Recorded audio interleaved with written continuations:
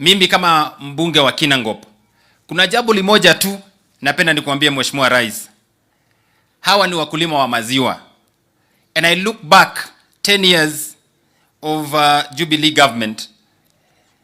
And I want to tell you today, Your Excellency, maziwa wakulima hawa waliuza hasara miaka 10. Hapa tumeuza maziwa hata shilingi 19. Tukajaribu kupiga makelele lakini haigefika mahali because the governors of this country as at then had interest in that industry. Tangu shike ushukani wa taifa hili, maziwa tumeuza a record high of 50 shillings that has never happened since the formation of this country. And therefore we are so grateful and we pray ya kwamba utatusaidia Mheshimiwa Rais, kama vile kiongozi wetu wa budget amesema, tuhakikishe ya kwamba bei ya maziwa, hata kama kutakuwa na maziwa nyingi, mkulima asiumie tena, tuuze less than 40 shillings. Therefore, Your Excellency, we thank you and we promise to continue supporting your government in your transformation.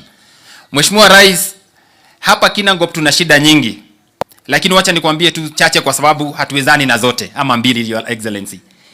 Mambo ya stima hapa Kinangop ni shida, ni kizungumkuti.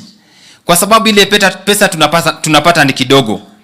Na we are at 50%. Manyumba nyingi hapa hazina stima. Kuna mahali hapa Jabini siwezi kanyanga panaitwa Karwangi Central, kwa sababu is a place of total darkness. Nikienda pale wanaona kweli kabisa nimekataa kuwekea stima. Nikitembea hapa Soil, hapa Karoboys, karibu na kwa Mheshimiwa Methu, ni shida. Tafadhali Your Excellency, we are pleading that you give us an affirmative fund as Nyandarua County ili tuweze kutabisha stima katika sehemu hizi zote. Jambo la pili na labda la mwisho, Your Excellency, kuna barabara ambazo zimeanzishwa na hazijaweza kwenda mbali sana, kama hii barabara ya Ihithe kwenda ya Dunyujeru Ihithe is a Mau Road as a Christian.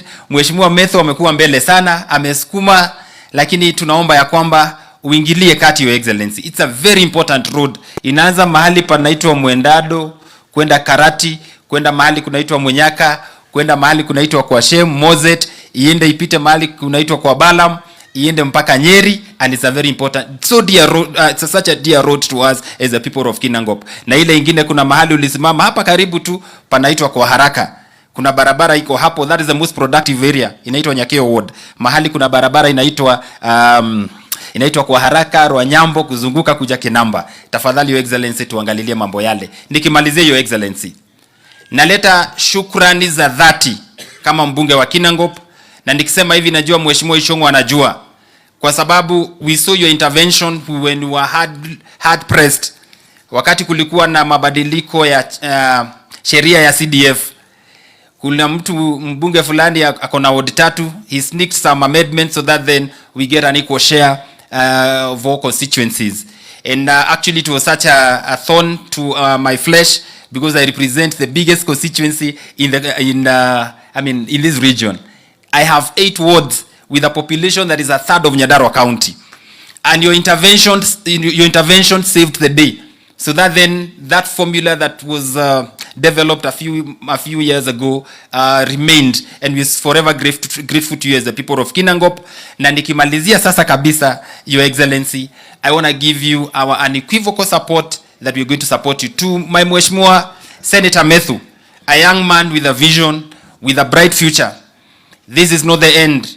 Unajua death comes at a cost and a pain. Mimi najua yale ambayo umepitia, lakini Mungu yu pamoja nawe na mama, na kuombea heri na baraka ya Mwenyezi Mungu, ili ya kwamba ufarijike, ukue na afya ya roho, ukue na afya ya mawazo na hata ya mwili, ili mzee anapolazwa, kwa sababu mzee nilimjua vizuri, ukue na afueni pamoja na ndugu zako Senator Methu, mpate amani. Your Excellency, huyu mama unaona hapa, mamake Methu alifunzwa primary school na mama yangu, shule inaitwa Rogogo Primary School.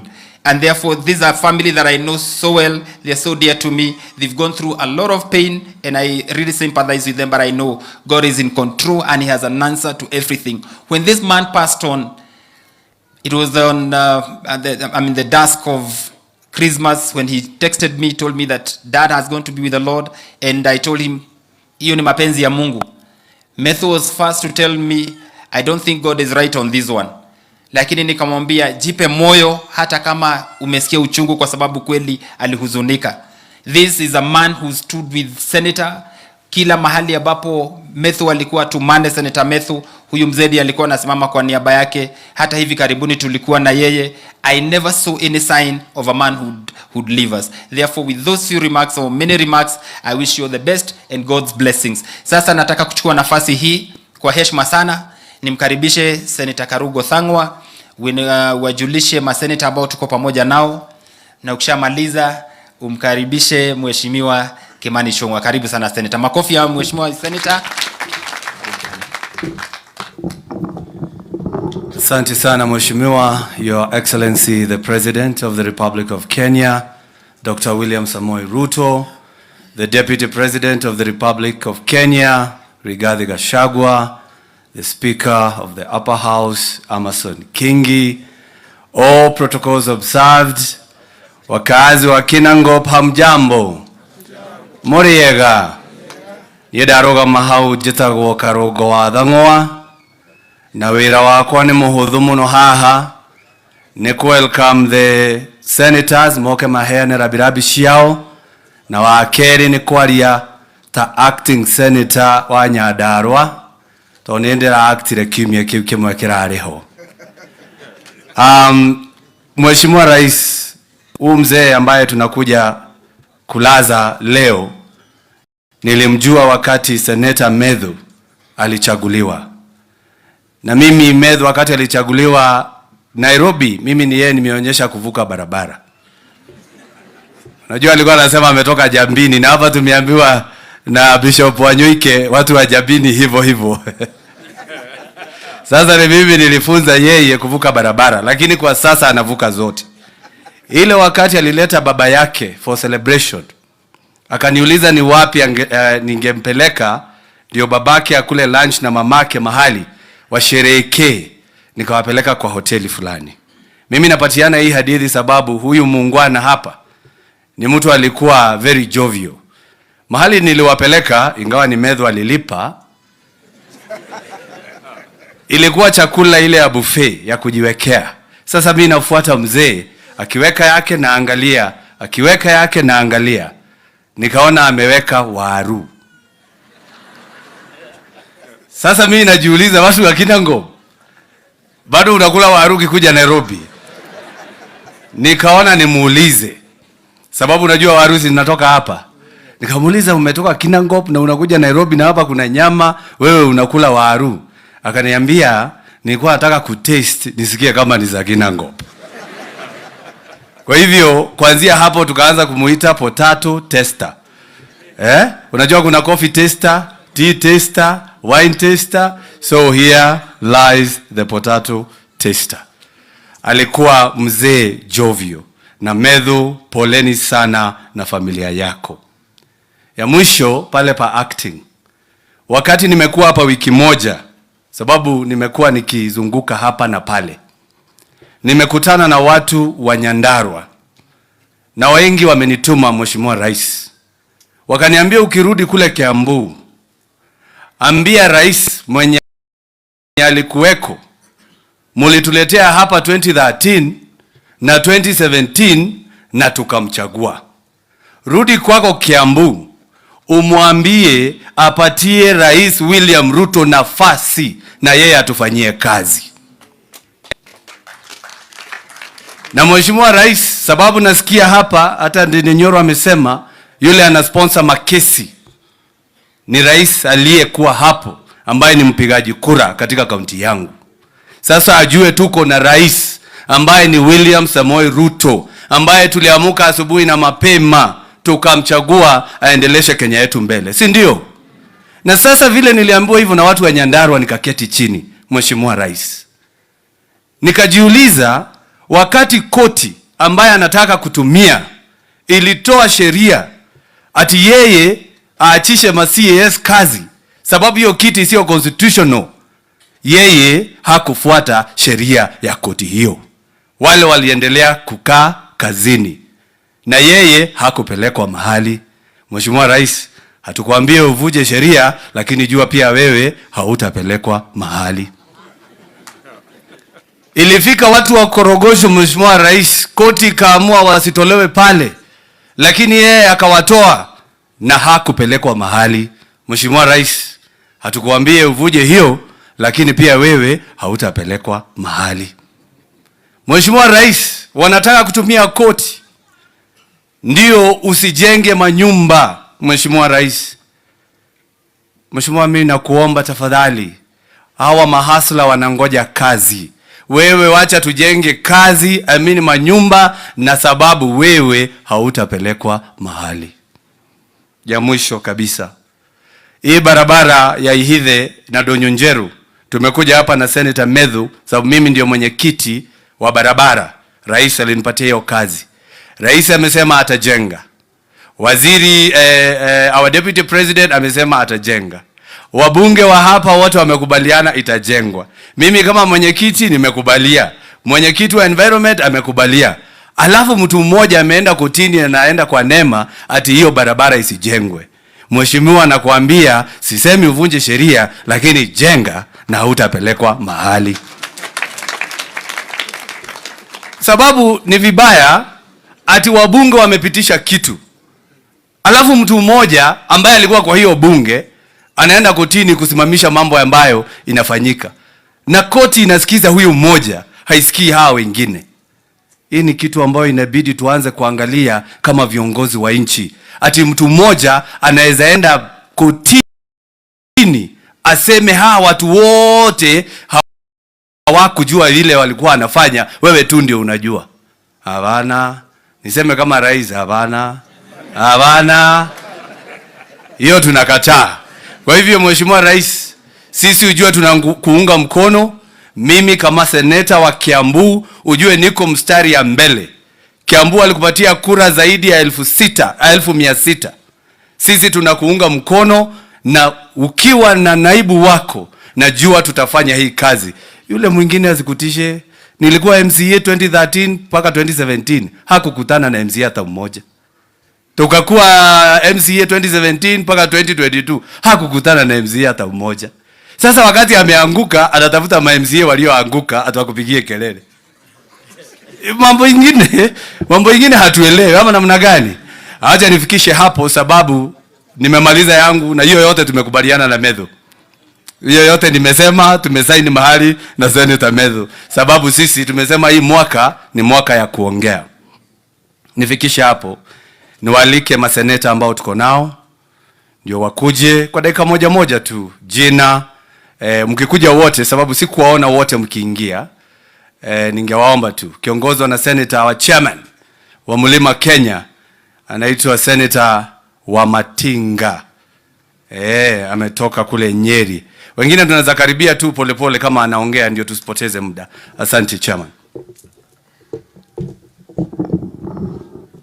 Asante sana Your Excellency the President of the Republic of Kenya, Naibu Rais Rigathi Gachagua, Right Honorable Speaker wa Seneti, na viongozi wote walio hapa, hitifaki sote zikizingatiwa. God is good and all the time. Mheshimiwa Rais, leo nimekuja hapa kuleta risala za lambi kutoka kwa wakazi wa Nyeri kwa rafiki seneta mwenzetu Medhu, na kama ilivyo desturi Mheshimiwa Rais, pale Nyeri na Madhela sana pale tumetoka na Deputy President, hatuongeangi siasa wakati wa mazishi. Na ndiposa Your Excellency sitaongea siasa, lakini ni vizuri Your Excellency saa niseme nimuwe na nidaigua ndidinyoro akiaria. Ndidinyoro tutigatishwo ni mundu, gutire mundu kuwete mwana na mugongo menda guka tukwonana nao, no ni turaugire gutire mugomongo ku bururi uyu, na andu acio tone maratukua ta mahukuota. Ndidinyoro andu acio tutigere tuonane nao. Vile nimesema Your Excellency saa, nimesema hii barabara ya Donyonjeru Ihithe hii ambao wameongelelea sana, unajua kwa sababu ni msha Mungu na Biblia imesema what God has put together let no man put asunder. wakasi wa Nyeri na wakasi wa Nyandarua ni kitu moja, na nimepitia hiyo njia. Your Excellency, hiyo barabara tumesema ijengwe na tutakusaidia.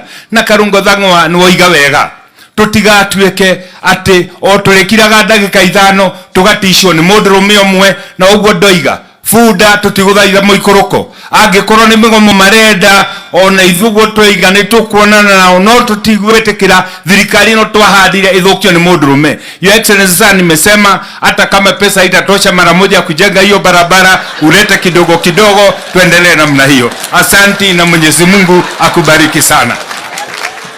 Asante sana, makofi kwake Seneta wa Nyeri, Seneta wa Matinga. Hiyo barabara inashikanisha Nyandarua na Nyeri County. Kwa ufupi amesema mudo arehe ado wake na keo kena ado wake. Asante Mheshimiwa Veronica, karibu. Your Excellency, the President of the Republic of Kenya, Dr. William Samoei Ruto, Your Excellency, the Deputy President of the Republic of Kenya, DGG, Your Excellency, familia ya Senator Medhu, mama wetu, viongozi wote,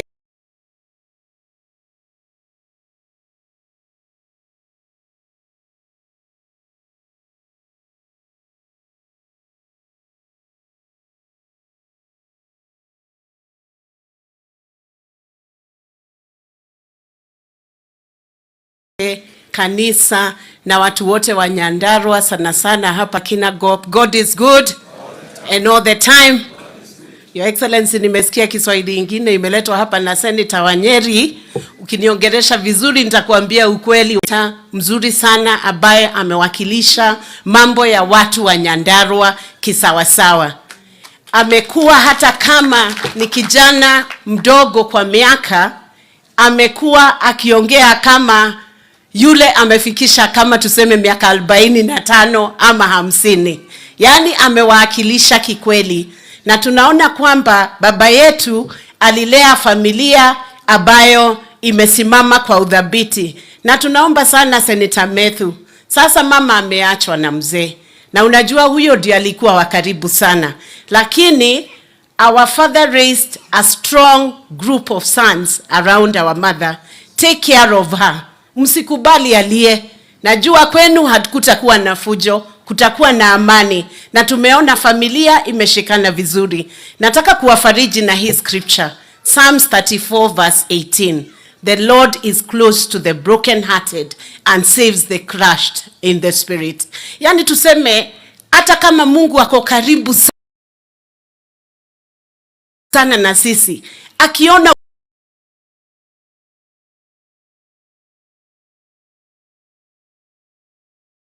because God is giving us new territories even as a nation. Huu mwaka nimeamua mimi kama Mkenya, I will be positive. I will support the government because God has given our president, the deputy president, the cabinet and the government a cool 5 years. Miaka mingapi?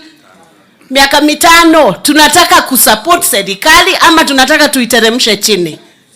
We will support the government and we are standing behind you, Your Excellency. Everywhere I have traveled, I have made it my business to check what is the cost of fuel in that country.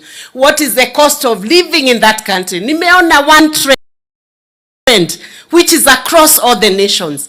It is not cheap anywhere. I have seen the difference between fuel in Tanzania, in Uganda, in Rwanda.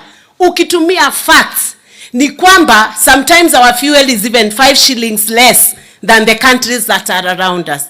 Does that mean that is a Kenyan problem alone? Sini yetu sisi zote duniani. Tujue ukweli wa mambo. Kitu ingine ningeomba sana nikimalizia, sababu leo si wakati wa siasa.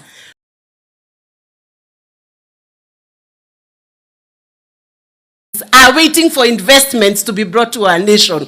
Post positive and God will lift this nation. Mbarikiwe sana na tunasimama na familia ya Senator Medhu pamoja na mama. Asante sana.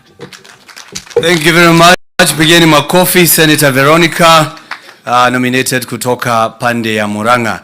Now going next to anasemanga yenu wa hapa kwenu, anaitwa Senator Karen Nyamu.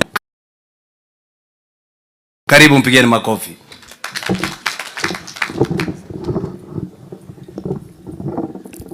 Your Excellency, the President, Your Excellency, the Deputy President, the clergy, the family, the entire family of Waweru, fellow mourners and fellow leaders. Bwana Yesu asifiwe.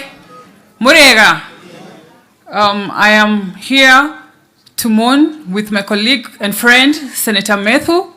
And Senator Methu, you are also my senator because I have very strong ties with this county. You know, Samido is from here and he's right here. Na hata Christmas nilikuwa hapa, nimekula hapa. Na kwa hivyo, I might not have met the late Waweru, but we have seen the fruits of his labor from his children, particularly my friend Methu.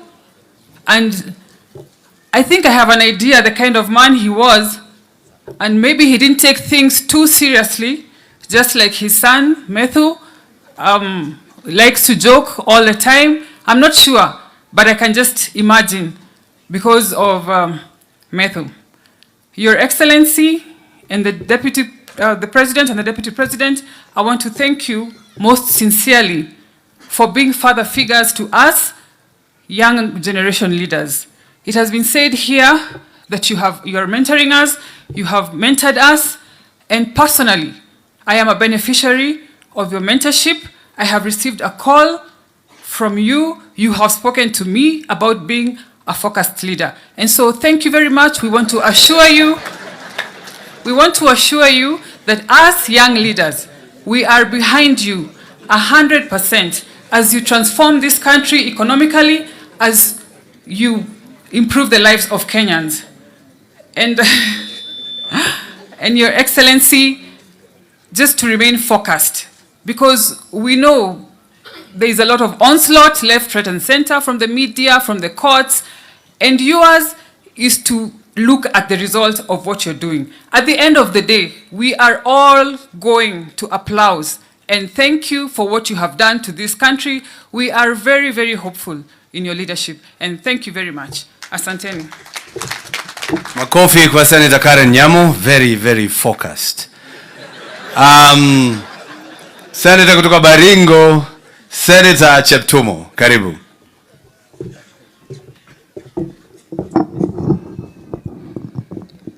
Your Excellency, let me confirm Nyamu is indeed focused. He's actually my vice chair.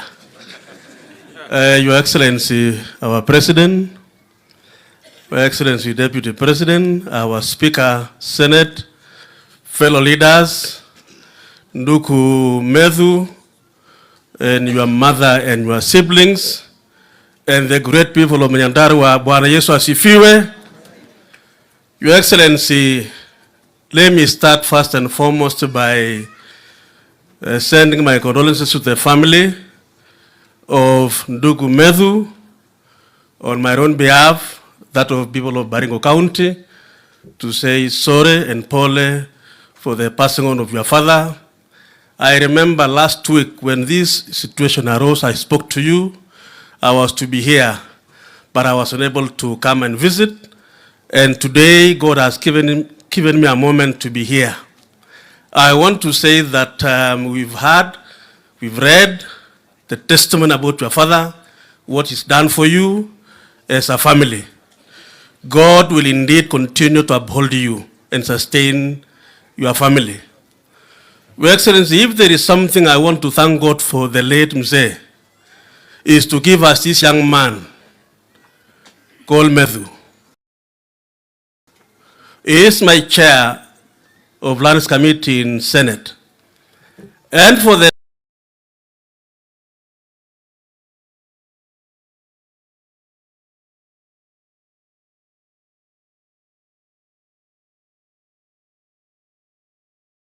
time I've been with him in that Senate, Your Excellency, he's been able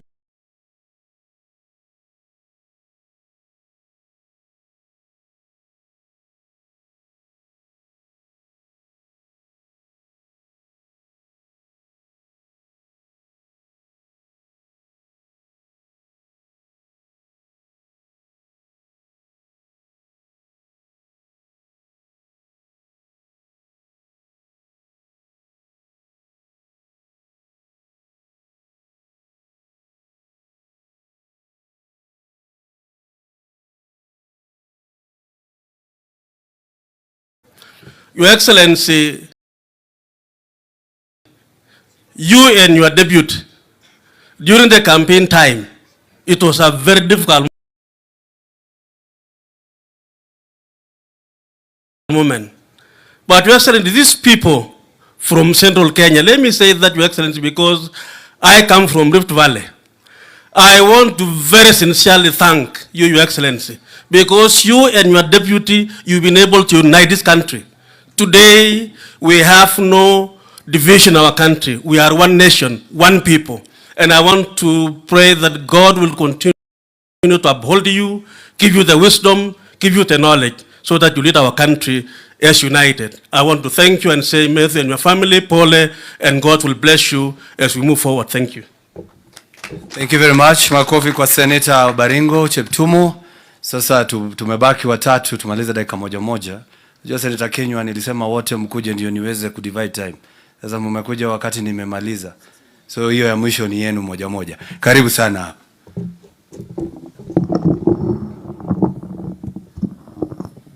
Asante sana, Your Excellency, the President of the Republic of Kenya, Deputy President, Speaker, and all protocols observed. Watu wa Nyandarua, Njambini, Bwana asifiwe sana. Mimi kwa majina naitwa Senator Alan Kiprotich Chesang, Senator kutoka Trans Nzoia County, na nimekuja hapa kwa sababu ya rafiki yangu Methu, ambaye is the youngest senator in the Senate. Many people confuse me for being the youngest, but senator ndio kitina member wetu. Mara mingi akiulizwa kwa nini yeye ni mdogo lakini anakaa mzee, anasema ni kwa sababu ati si kupenda kwangu, lakini ni kwa sababu kwa mahali ninatoka.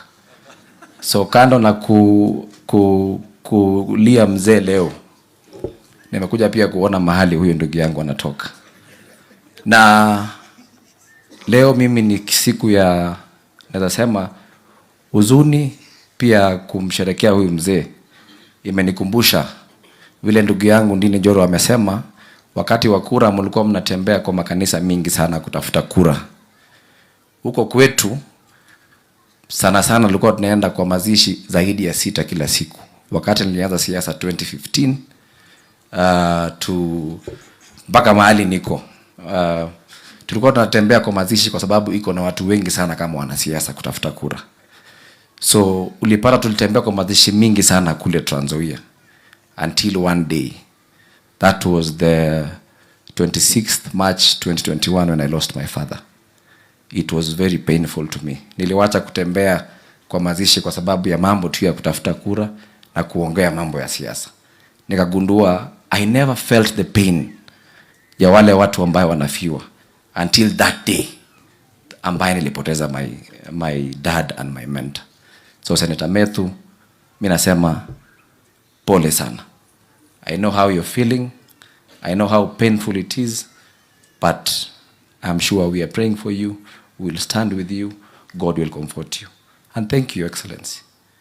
Umewacha kila kitu yako ingine with the weather ile ambayo imekuwa. Hata mimi nilikuwa nikikuja hapa nasema, na rais kweli vile mandege imekuwa ikianguka hivi na hii weather atafika kweli. But you've risked. Na umesema umekuja kulia na Methu. Mimi nasema shukrani sana, shukrani Deputy President, all the leaders who are here, majirani wote, tafadhali asanteni sana. Let's keep standing with Methu. After here, please, let's keep calling and checking on Methu. Na pia kwa kumalizia, Your Excellency, watu wa Trans Nzoia nimetoka huko wamekusalimia sana. Ingawa tunaona wivu kidogo, unapenda watu wa Nyandarua sana, Your Excellency.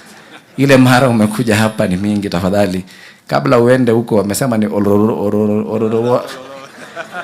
Tafadhali ile mahindi mambolea ulileta huko, kuja watu wa kuambia shukrani. Ile mahindi tumekula huko, mahindi yote inakulwa mpaka hapa inatoka Trans Nzoia. Kuja tukuambie shukrani kule Trans Nzoia, na tunashukuru sana, na pia tunasimama na wewe. Tunasimama na wewe with the difficult decisions that you're making. I remember one day in State House when hawa viongozi walikuwa wamesema wameleta shida kidogo kwa sababu ya ulichelewa kuwalipa. And you said one thing, you will not borrow to pay their salaries. Na baada saizi wako hapa, umetushikilia, na tunashukuru. Endelea ku make those difficult decisions, and we know it is for the better of this country. Asante sana, Mungu awabariki, and happy new year. Thank you. Thank you very much, Senator Alan Chesang kutoka Trans Nzoia. Senator Joe Nyoto kutoka Murang'a. Your Excellency, the President of the Republic of Kenya, Your Excellency, the Deputy President of the Republic of Kenya, familia ya mwenzetu Medhu wakiongozwa na mama na wote waliofika hapa. Bwana Yesu asifiwe. Nimefika na mimi pia nikitoka kule Murang'a ili kuja kuleta na mimi risala zangu za rambi kwa ndugu Medhu, ambaye watu wengi hufikiri kwamba tunafanana, na ambaye tumekuwa tukicheka kuhusu hilo, lakini tulikuwa tunafanana pale mbeleni wakati nilikuwa mweusi. Siku hizi nishamwacha akiwa mweusi peke yake, atanitafuta nimpe siri ya kidogo kuwa na ngozi nyeupe kidogo. Na kwa hivyo ndugu, tukitoka hapa njoo nikushauri. Maitu doka gukwira pole tondu we niyo tigitwo ni mwendwa waku. Medhu na mwendwa wake mukurino uraugaga ni atengerire muno atanaroterwo mundu ungi, kwoguo ni mundu ura gwenda kune pole muno ni maitu tondu niyo tigitwo ni mwendwa wake, na aria muciaranirwo nao mimi nataka niwaambie pole sana. Bwana Yesu awafariji kwa sababu ndiye mfariji mwema. Mimi sina mengi, lakini nimwambie ndugu yangu hapa siku ya Jumapili weka rugo abotige gwase ya mwana wene no yohoragia mwaki na niguo waria haha rugamo haria. Nataka nilimwambia Medhu kwamba ashukuru Mungu kwamba Mungu alimpatia babake uhai mpaka akaona kijana wake akiapishwa kama seneta.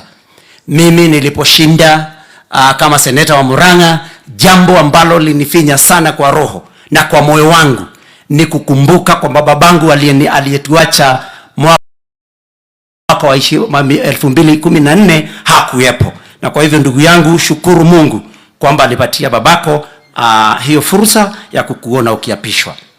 Mimi sitaki nizidi sana, lakini Mheshimiwa Rais, nataka nikushukuru kwa yale yote ambayo umekuwa ukifanya. Sisi tutakuunga mkono, na tunajua kwamba ukidungwa na mwiba ukakwama pale katika mwili ukapata usaha ni lazima wakati wa kufinya ili utoke, ni lazima uchungu uwepo, na tunajua kwamba nyuma ya haya yote tutakuja kufurahia.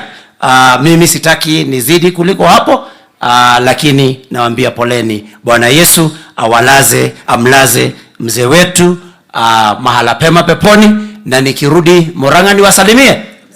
Asante sana Mheshimiwa Rais. Murang'a ni karibu sana, ukitumalizia hii njia ya kuunganisha ya Maumau, Murang'a itakuwa ni karibu sana, na kwa hivyo tunaendelea kuomba kwamba njia hiyo ukitumalizia tutashukuru sana. Siasa mimi sipigi, mimi ni wa kanisa na nimeokoka. Yesu ni Bwana, ingawaje naishi huku, siishi binguni nikateremka hapa asubuhi. Asanteni sana. Senator Nyoto woko tulia waru na ndiye ndaigua handu waru ehoretie mwaki. Tuko na senator kutoka Laikipia, Senator Kenywa, karibu. Asanti sana Mheshimiwa Karungo Thang'wa, Rais wa Jamhuri ya Kenya Mheshimiwa William Samoei Ruto, Naibu wa Jamhuri ya Kenya Mheshimiwa Rigathi Gachagua, pamoja na familia ya mwenda zake Michael Waweru, rafiki yangu Medhu, pamoja na familia yenu yote. Siku ya leo mimi nimekuja kuleta risala zangu za rambirambi. Niseme pole kwa familia. Mahubiri ambayo tumeambiwa vizuri sana na mchungaji amesema ya kwamba hata ijapokuwa tunapitia, ni nyinyi mliambiwa hata ijapokuwa mnapitia katika bonde la mauti, msiogope chochote, kwa sababu Mwenyezi Mungu yu pamoja nanyi, atakuwa na nyinyi leo, kesho na hata milele. Na mimi nimekuja kusema pole. Hata ijapokuwa mheshimiwa, ulipokuwa ukimwambia mheshimiwa wa sehemu hii, rafiki yetu, ulimwambia kwamba babako mzazi tayari amekuacha, lakini ukasema hiyo si mapenzi ya Mwenyezi Mungu, ukawa na unateseka sana. na nyende gukwira mundu gwitwo Methu kwari na mundu waugire otogu waugire akithie gwake mugunda akiona murio wa irenge akiona ni kamurio kanini agicoka akihugura akiona muti munene wa mukondofia akiona ni muti munene no murio wa irenge ni kamurio kanini na karaciara irenge inene akirora muti munene wa mukondofia uraciara itukondofia tunini akiuga mwathani ndui kubanga tondu ngiwe kubanga muti uyu wa mukondofia ungiraciara marenge naguo muti uyu murio uyu wa irenge ungiraciara mukondofia ukigia na rio agikara thi wa muti wa mukondofia ikondofia rikiuma iguru rikimuringa iniuru akiuga mwathani niwe kubanga tondu ngiuma irenge no gukuingia kwa baba ona ni muthenya wa muthi Methu mwathani ni wabangaga no ikubanga maundu mothe koguo ndungimuria kiuria ni maundu maria ekite koguo kamucokagiria ngatho ni maundu macio ekite Methu umenye gikuyu kiugaga ati mugumo uri kugwa hacokagio ithare uyu ni mugumo ni wagwa we niwe ithare na ni uhanditwo na niwe handite wega muno na ngagucokeria ngatho na mjua Methu kama kijana chupavu amejitolea pale katika seneti kila wakati anang'ang'ana kuongea mambo ya Nyandarua na najua ya kwamba Methu ni kijana chupavu na Methu mimi na kila wakati na kuenzi kwa sababu nimekuona kwa kazi nzuri ambayo unafanya. Rais wa Jamhuri ya Kenya, mimi nataka kukushukuru sana kama senator wa Laikipia. Nasema asanti kwako kwa sababu mambo ya usalama umepambana nao huko Laikipia. Na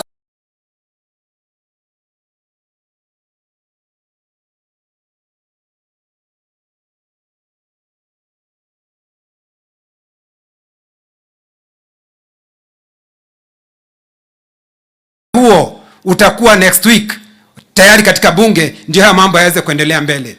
Lakini rais, nimesikia kitu kidogo hapa nikakanganywa kidogo. Nikasikia ndugu yangu mbunge akisema ya kwamba ati hakuna Mongiki. Mongiki iko. Mimi kazi yangu mimi huwa napambana na hii Mongiki. 2017 nikapambana na Mongiki. Hii juzi karibuni nikapambana na Mongiki. Na rekei demwere Mongiki ndukamakie mundu ndaigwa marauga ati arenda gutuika ati niwe kingpin ucio ndagathumbure mundu ndimuinagia mucungwa ngamuinia muthirigu ngikinya kumuinia moboko meri na kuna ri akarigwo ni ikinya tondu na niene ni dawa yake. Waziri, nimekuwa nikiambia Deputy President Rais, nataka kumwambia kwamba hili jambo la hawa vijana wetu ambao baada ya Deputy President kufanya kazi hii nzuri ya kupigana na pombe, kuna mkora ambaye kazi yake ni kuwaunganisha katika hizi vikundi haramu. Na mimi namuomba waziri wetu wa usalama, kwa sababu ni mtu ambaye amebombea katika kazi yake, apambane na hii vikundi haramu vile ambavyo anapambana na hawa magaidi ambao wanaiba ng'ombe. Kwa sababu hata tukifanya kazi nzuri namna gani, halafu vijana wetu waingizwe katika sehemu ambazo hazifai,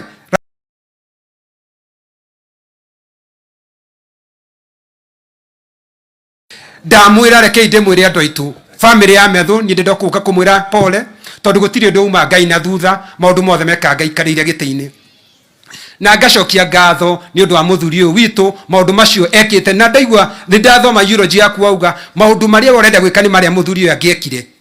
Methu kiria kiri bata muno makiria ti miakire guikara thi ni maundu maria gwikira andu aguku Nyandarua. Biblia kwa kanjira atiriri Methusela akinina miaka makiria 900 no Biblia gutiro nduguira Methusela ekire tiga guikara thi. Jesu akinina miaka makiria 33 na niekaga wega akihonia kana kari ka Jairo akihonia Lazaro na nginya agikora andu maria nyotu akimanengera kanyamu ga kunyua. Andu itu kogo kiria kiri bata ni maundu maria ugwika withinie wa thino. Na jamani, kwa hayo mengi o machache nataka kusema Mungu wa Isaka, Mungu wa Ibrahimu, Mungu wa Yakobo, Mungu wa Yusufu abariki sana, pabariki asinsawata na mimi John Kenyo. Asanteni sana.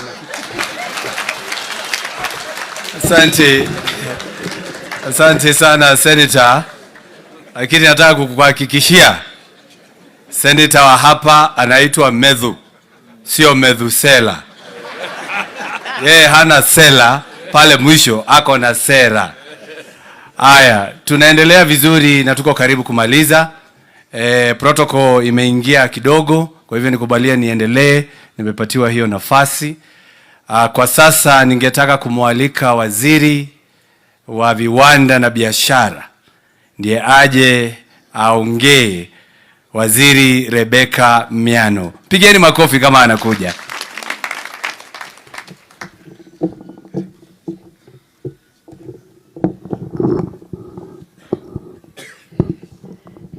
Your Excellency, the President of the Republic of Kenya, Excellency, the Deputy President, all leaders present, the family of the late Michael, ladies and gentlemen, nawatakia salamu za mwaka mpya. Happy New Year. Na pia kuleta rambirambi kwa familia iliyowachwa na mpendwa wao. Ombi letu kwenyu ni kwamba Mungu awapatie amani. Ile amani tunasoma kwa Biblia ambayo inapita akili ya mwanadamu. Atemaito Ngai akohe thayo uria utangimenyeka ni mundu. God to give you peace that passes all human understanding. After that, I would like to recognize some of the senior officials who have not been introduced. We have the government spokesperson who is here with us, Mwaura.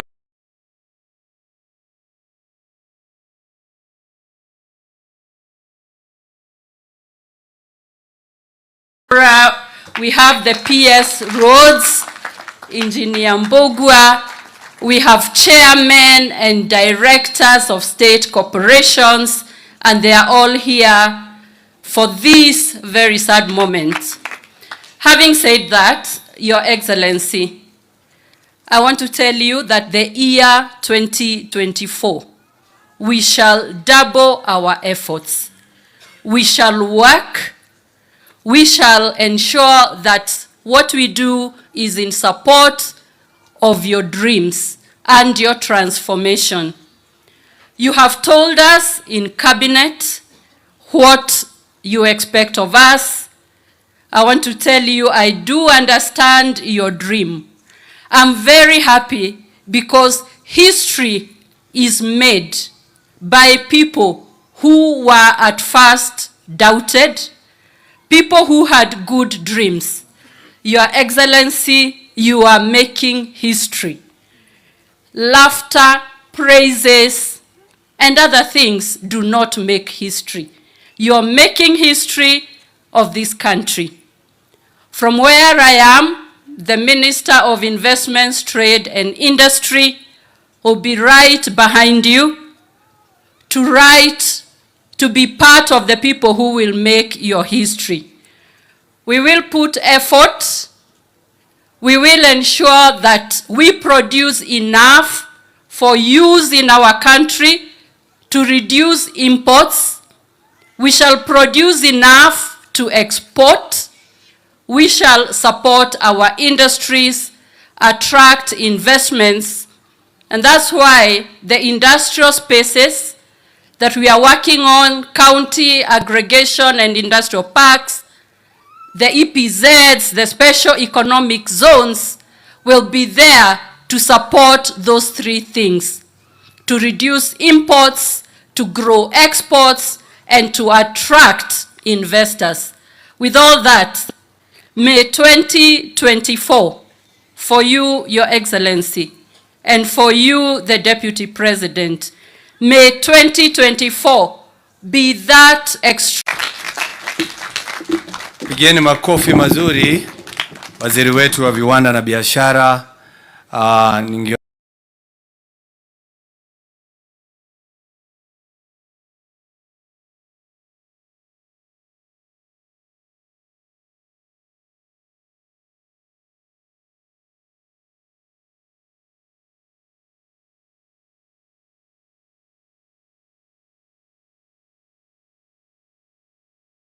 Omba seneta wetu Medho, yeye ndiye atakuwa akimalizia, ndio atupe shukran.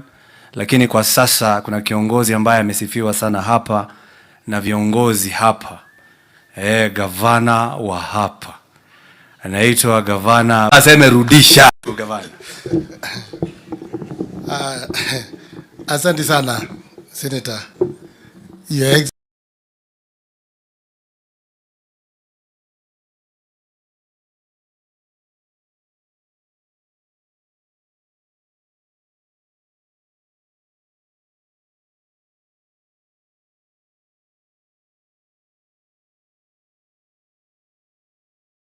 Excellency, the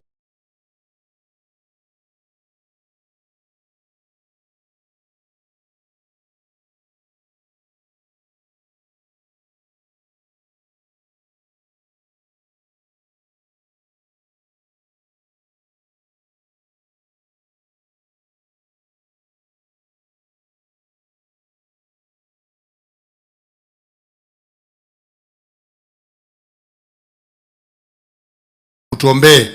Nataka nichukue nafasi hii niseme familia ya Medho, poleni sana kwa yale ambao yaliwapata. Sisi tuko pamoja na nyinyi kama watu ya county, kama kanisa, kama viongozi. Na nishukuru pia huyu kiongozi anaitwa Medho, amenisaidia sana Your Excellency kuunganisha county hii.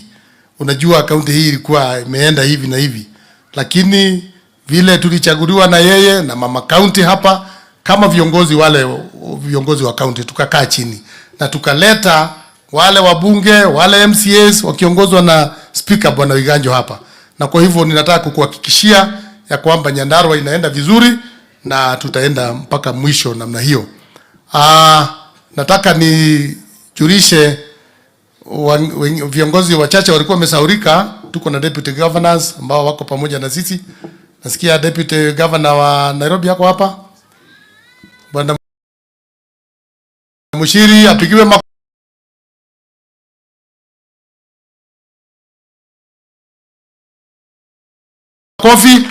Huyu ni kijana wetu na anafanya kazi nzuri huko na tunakushukuru. Deputy John Madhara ndio deputy wangu, apigiwe makofi na tunasema asante. Asante sana senators. Nafikiri Medho nilikuja jana nikaona alikuwa na hofu kidogo. Lakini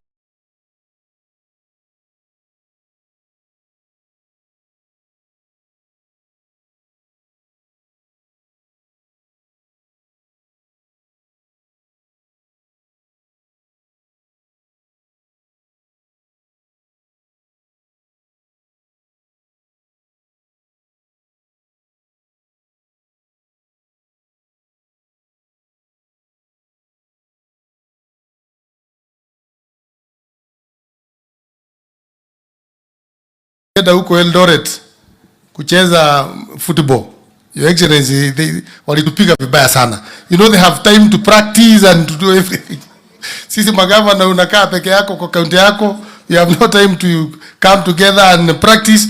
But sisi kama watu ya Nyandarua tunataka kusema ya kwamba tumeona mazuri ya hii serikali, na ni wale watu tu ambao hawana macho ama wako na macho wataki kuona, wana masikio ama wataki kusikia.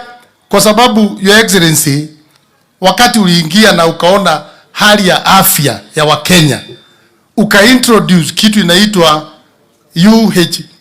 UHPs. Bereni walikuwa volunteers. Wewe ukasema hapana. Hapa Nyandarua tuko na vijana 1300 ambao wana cover Nyandarua yote kule mashinani. Mtu akigojeka usiku, mtu akigojeka, ilikuwa wapi last year ama miaka hiyo ingine haikuweko. Your Excellency, hapa tuko saizi Jabini. Hapa ndio tunajenga industrial park. And in the history of this country, sijawahi ona, especially kama hapa Nyandarua, tukiwa na project moja ambaye inagharimu 500 million, ambaye ulikuja na hiyo idea Your Excellency, na tumeanza kuactualize.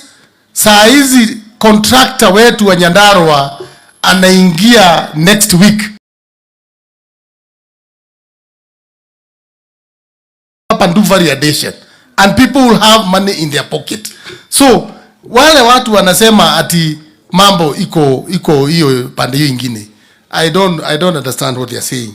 Your Excellency, Mheshimiwa wa Nyandarua amesema kwamba Nyandarua since 1993 haijakuwa even a single kilometer of tarmac. As we are seated here, I'm testified 10 kilometers have been done. Na barabara inaendelea? Kwani watu wanataka namna gani? I think people must realize that this government is working, and with us Nyandarua here, we have hope in this government, and we are praying for this government, and we know that tutaendelea na tutaenda mbali. Ni kusema tu, Your Excellency, yale machache ambao tumeongea hapo mbele, na mimi najua uko na mpango yake.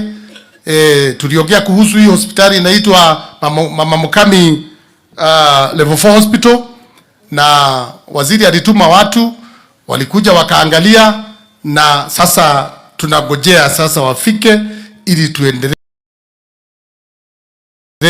na hiyo hospitali. Your Excellency, pia nakumbuka tuliongea kuhusu Orkarao Stadium, ambaye pia waziri alituma watu wake na wakakuja wakaangalia. We are now waiting for the real job to start, na mimi ninajua hiyo mpango ni vile unajipanga, na hiyo itakuwa ni sawa. Tuko na JM Hospital ambaye Your Excellency tuliahidiwa hapo mbele. Hiyo hospitali tumengangana naye. It is the only facility in this county. We do not have a level 5 in this county because our level 5 ilienda Laikipia na senator hako hapa, na tuna ubaya, wacha itibu watu huko tu, lakini tunaomba Mungu atusaidie hii yetu naye, na chairman wa budget ametingiza kichwa ni kama anajua iko kwa mpango. So tutaomba kwamba tusaidiwe hiyo. Tulikuwa tumeongea na waziri akasema hawezi pata hiyo 500 million ago, atakuwa analeta kidogo kidogo. So tunasubiri this year tuone ni nini inaweza kuja ili tuendelee. Your Excellency, you also say that kule Le Corbrosat tuweze kufanya surveying of that area, na department ilichukua hiyo shughuli. Tunaomba tu kwamba Your Excellency, the chief surveyor na KWS waweze kuja, kwa sababu hiyo bahari hatutaki aibu. Wewe ulienda huko Your Excellency kule ngambo ukaongea mambo ya climate change, sisi zote tulisimama kwa ma TV.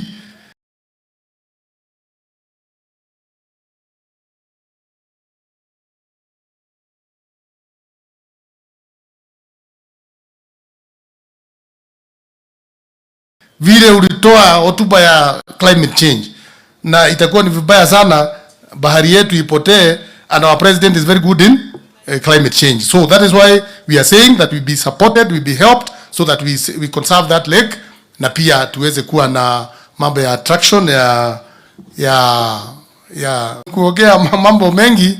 Nataka tu kushukuru, tuko na municipality yetu ya engineer hapa, na vile uliambia waziri, tulimtembelea kwa ofisi na niliona anakumbuka kwamba engineer inahitaji rami huko barabara huko nyuma tuwekwe rami, na pia waziri wa housing tuliongea naye juzi, ile market yetu ya engineer ambayo tulikuwa promised, hiyo pia naona hako kwa mpango, Your Excellency, na tutashukuru sana kuona kwamba haya yote yakiendelea. Najua tutakuwa na kazi za watu wetu kufanya affordable houses, Your Excellency. From here kwenda hapa engineer about 10 kilometers. By the last time I checked, 83 young men are working there. Kama wale supporters. Sinamna hiyo? So who is saying that affordable houses haileti kazi za vijana wetu? Already in Orkarao we are doing 100, na wamesema wataongeza zingine 100, and this is very good for this country. Vijana wetu wanapata kazi na tutaendelea na hiyo. So nishukuru sana wale wote mmetutembelea, na Your Excellency, hiyo mambo pia imesemwa, mambo ya stima ni kweli, hiyo tulikuwa tumekuomba, na mimi najua utakubuka. Mambo ya maji, Your Excellency, sisi tuli prosecute mambo yetu kwa Senate, na chairman wetu ni Medho, na tukasema ya kwamba kwa vile maji yetu ndio inatumika kule Nairobi, na tunashukuru sana, tunapiga makofi, lakini sisi pia hapa tukubukwe, tuwe maji. Tuko na mradi inaitwa St. Luke, na kuna zile damu zetu Pesi, Malewa, Keja zimekwama. Your Excellency, zikisaidiwa zifunguliwe, watu wa Nyandarua watashukuru pia wakishare maji yao na watu wengine. Kwa hiyo machache, God bless you so much. Thank you. Makofi mazuri kwa gavana wa Nyandarua Badilisha. Mimi yangu nimemaliza. Wa mwisho ni Senator Medho ambaye atakuja ndiye atuambie shukran. Mimi nikirudi Kiambu nitasalamia watu ya Kiambu na ile message umenipatia nitafikisha. Na hapa mzee alikuwa mwanasiasa, tulikuwa na permission kwa kanisa tuongee zaidi sababu pia yeye akishika microphone hakuwa anaachilia. Medho, Senator wa Nyandarua. Mpigeni makofi. Ni modo wewe umereirie muno. Kwa hivyo karibu sana Senator.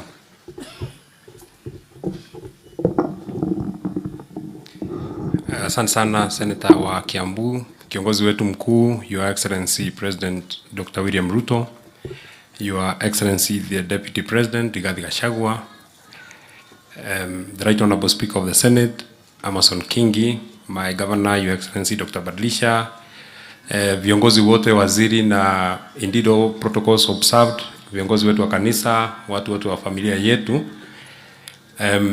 Kwanza kabisa nataka ni muombe Governor msamaha kwa sababu unajua kwa itifaki mimi siwezi kuzungumza baada ya wewe na haijafanyika hivyo siku nyingine, so it was not intended. Your Excellency, there have been a very serious conspiracy between Senator Karungo and my family because it is not that I had said that I want to speak. It is not that mimi nilikuwa nimeandikwa kama mtu wa kuongea. Lakini Karungo na mama wamekuwa kipanga mpango kwa sababu tangia mzee alipotuacha sijapata nguvu ya kuongea kwa watu, na nashukuru sana kwa sababu mmepata nafasi ya kuja kuungana na sisi. Kwanza kabisa ningetaka niwashukuru sana kanisa ambalo linatuongoza na Your Excellency, kabla hujafika kiongozi aliyehubiri ni pastor wa kanisa yangu ya AIC. Mimi ni wa kanisa wa AIC kama wewe, sisi ni watu ya kanisa ya AIC. Ni vile unajua, mimi najua kwa nini unacheka wewe na Badilisha mnacheka tu na ni sawa sawa, lakini sisi wote tunaenda, nilisikia sisi wote tunaelekea mbinguni, so hakuna shida, tuacha tu tuende mbinguni. Lakini nataka nimpatie tahadhari pastor wangu wa kanisa ya AIC. Kulingana na maneno nimeona ya kanisa la mzee, pastor wangu wa AIC utaongeza majira kama unataka nirudi tena, kwa sababu ile kazi nimeona kanisa ya mzee imefanya. Governor Badilisha alikuwa hapa jana hapa kwetu nyumbani, na vile alinipata na vile niko leo ameona ni tofauti sana, kwa sababu jana niliombewa maombi ambayo mimi sijawahi kupata kutoka nilipozaliwa. Sijawahi ombewa maombi mingi namna hiyo, kwa sababu pastor mmoja alikuwa anamaliza, mwingine anaingia, mwingine akimaliza mwingine anaingia. Hawa watatu hawa, the three of them hawa, hata kuna mahali waliongea, hawako wanaongea Kikuyu na hawako wanaongea Kiingereza na hawako wanaongea Kiswahili. Hata mimi sikuwa nasikia hiyo lugha walikuwa wanaongea, lakini waliniombea sana. So na pia leo asubuhi wakati nguvu ilikuwa narudi chini tena wakaniombea tena zaidi. So sijui kama nitaenda huko, lakini asanteni sana kanisa kwa sababu ya kutushikilia sana. Viongozi hawa wa kanisa wamesema mambo matatu ama mawili ambayo mimi nimesikia. Kwanza kabisa, my dad was a Christian and a very staunch Christian. Alikuwa mtu ya kanisa sana. Mimi ninajua kwa sababu tumekuwa naye, hawa watu yote hata mwenye ametoroka kanisani wanajua, wote wamelelewa kanisani. Na I think Mheshimiwa Kwenya ndiye amesema walikuwa na mzee pale I think 48 hours before he's passing on. Na kabla hajasema maneno mingi alikuwa anasema njia ni mbili, kuna moja inaitwa mbinguni na nyingine inaenda mahali nyingine. Na akasema yeye ameshaamua njia yenye anataka kuenda. Kwenya anajua mzee alisema anataka kwenda mbinguni, na pastor hao walisema kama mtu anataka kwenda mbinguni hakuna njia nyingine, ni lazima kwanza ukufe ndio uende mbinguni. Kwa hivyo vile pastor ulisema, mimi nimekubaliana na wewe, wacha mzee aende mbinguni kwa sababu alipenda sana kwenda mbinguni. Lakini hakumalizia hapo. Pastor alisema kitu ya pili, sisi wote wenye wako hapa, kama kuna mtu anataka kwenda kukutana na mzee, sisi watoto wake wenye tunampenda sana, wenye tunalia sana mpaka mama, mtu mwenye anataka kwenda kukutana na yeye, pia iko kitu moja ni lazima tufanye. Ni lazima tuishi kama yeye na tukufe kama tumeokoka. Kama hatujaokoka tutakufa na hatutakutana na yeye. Atakuwa yeye kwa pande ile na sisi tuko pande hii. Kwa hivyo hata hiyo pastor, mimi nimekubaliana na wewe vile ulisema mtu mwenye anataka kukutana na yeye atajipanga. Mimi nitajipanga sawa sawa. Ile maneno kidogo kidogo nimesikia inaweza fanya nikwame, nitarekebisha ndio nisikwame, ndio niende sawa sawa. Na pia pastor alisema, na mheshimiwa Kenyo I think ndiye amerudia akasema, na nilimwambia Kwenya, it is true that I told Kwenya I think on this one I don't think God is very very right. I don't think he's very fair because I mean, the way our dad passed on, Your Excellency, you know, I told you, it was very, very sudden. Tumepanga, tumekuja sisi wote, watoto yake wamekuja hapa wakati ya Christmas. Hata jana nilikuwa namwambia mama, I mean, hata Mungu akakubalisha hata another 12 hours, tungemuona sisi wote kwa sababu alikuwa watoto tungemuona siku ya Christmas. Na alisema, pastor, kama mzee ameenda, tena ataweka mtu mwingine kwa familia kama mzee. Yetu kukubaliana nawe kabisa because this man is priceless. The man who lies here ni mtu mwenye sidhani kuna mtu mwingine anaweza kuingia kwa viatu vyake. My sisters wamesoma tribute hapo wakasema, mwenye alisoma anaitwa Virginia, akasema my dad was a disciplinarian. Which is actually true. Mimi nilisikia alikuwa anacharaza watu viboko, lakini mimi sikupata nafasi ya kucharazwa viboko kwa sababu si kila mtu alikuwa anacharazwa viboko. Mtu alikuwa anacharazwa viboko ni mtu alikataa shule, na mimi sikupata nafasi ya kukataa shule hata siku moja. Kwa hivyo speaker, ukiona maneno inaharibika pale Senate, ujue ni wakina Karungo wananiharibu. Mimi ni mtu mwenye nimewekwa sawa. Mimi I've been brought up kwa njia straight kwa sababu hiyo maneno ya disciplinarian mimi hapo siko. I was seated there wakati walikuwa wanasoma eulogy ya mzee wakasema mahali ametoka because this man by the time aage, na kama Your Excellency utapata nafasi ya kwenda pale nyumbani utaona alikuwa rise kutoka mahali chini sana. Huyu amekuwa fundi wa baiskeli, hata watu wengi hapa wanamuita Maikwame Thikiri. Huyu amekuwa fundi wa baiskeli, just a normal mtu fundi wa baiskeli, na ameweka bidii sana mpaka akakuwa mtu wako na vitu yake kidogo. Amenunua gari mwaka ile mimi ninazaliwa, ametengeneza baiskeli mpaka ananunua gari hiyo wakati. So huyu ni hustler mwenye ametoka chini. Is a demonstration kuwa unaweza toka chini uende mpaka juu. Baba yangu alipenda maneno ya masomo sana. Out of watoto yake 9, watoto 7 wako na degree, na wengine walipata kwa nguvu kwa sababu walikuwa nakatazwa. Iko wengine pale mimi naweza taja mtu, lakini kwa sababu sitaki maneno iingie kwa familia, wacha mimi niwachie hapo, lakini iko watu pale walipata kwa fujo yenye hata wenyewe wamesema si uzuri. Wamekuja hapo wakasema walikuwa wanawekewa kwa nguvu. Maybe I would not want to read that tribute that I wrote, but to just tell you the demonstration of who this man is, Your Excellency. Wakati mimi nilisema ninataka kuomba kiti ya kuwa senator, it is important nikwambia kwa familia yetu, kuanzia my great grandfathers, kwa pande yote mbili, pande ya mama na pande ya mzee, hakujawahi kuwa mtu mwenye ameomba maneno ya siasa. Hata hakuja kuwa mtu amekuwa hata chief, level ya chief, labda uongozi ya kanisa, lakini uongozi hii ya kuomba kura sijasikia mtu mwingine amewahi kuomba kura hapa kwetu nyumbani. Hata mtu mwenye anapenda kuongea mbele ya watu, si watu wengi sana walikuwa napenda mambo hayo. Na mimi mwenyewe sikuwa nimemuona baba yangu akifanya kampeni hata siku moja, kwa sababu najua yeye ni mzee ya kanisa, anajua maneno ya kanisa. I think that time alikuwa kama wale wazee wengine wenye wanaona kama siasa ni ya watu wenye sio watu wazuri. Unajua watu wa zamani walikuwa watu ya siasa walikuwa watu wabaya, lakini siku hizi wako watu wazuri kutoka watu ya kanisa kama wewe walipoingia. So wakati nilisema ninataka kusimama kiti 2017, nilikuwa mtoto wa shule. I was still a student at Pwani University. So I didn't know how to tell mzee that I want to run for a political office. For some reason I just chose to run for Senate. Sikutaka kusimama president, sikuwa na degree. Sikutaka kusimama governor, sikuwa na degree. Sikuwa nataka ubunge, nilikuwa naona ni ndogo. And I still hold that position, dindi that kiti ya ubunge ni ndogo sana. So nilikuwa nataka ile inatoshana na mimi, ile nilikuwa naona ile ya ubunge. That is why hata kama mnabishana mnasema ni upper house, is okay, hakuna shida, lakini mimi nilitaka kwenda hii yenye watu wengi wananiamini, watu wengi sana kama watu wote hawa wamenichagua. Watu wako kidogo wamekuchagua kwenye hapa, wako kidogo wamekuchagua Mshira hapa, wako kidogo wamechagua, lakini wote hawa wamechagua Kakamega watu. So mimi niliposema nataka kusimama kiti, nikakuja nikaambia mama, mama nataka nisimame kiti because my mother is my friend. So nikamwambia wewe uende umwambie mzee kwa mimi nasimama kiti.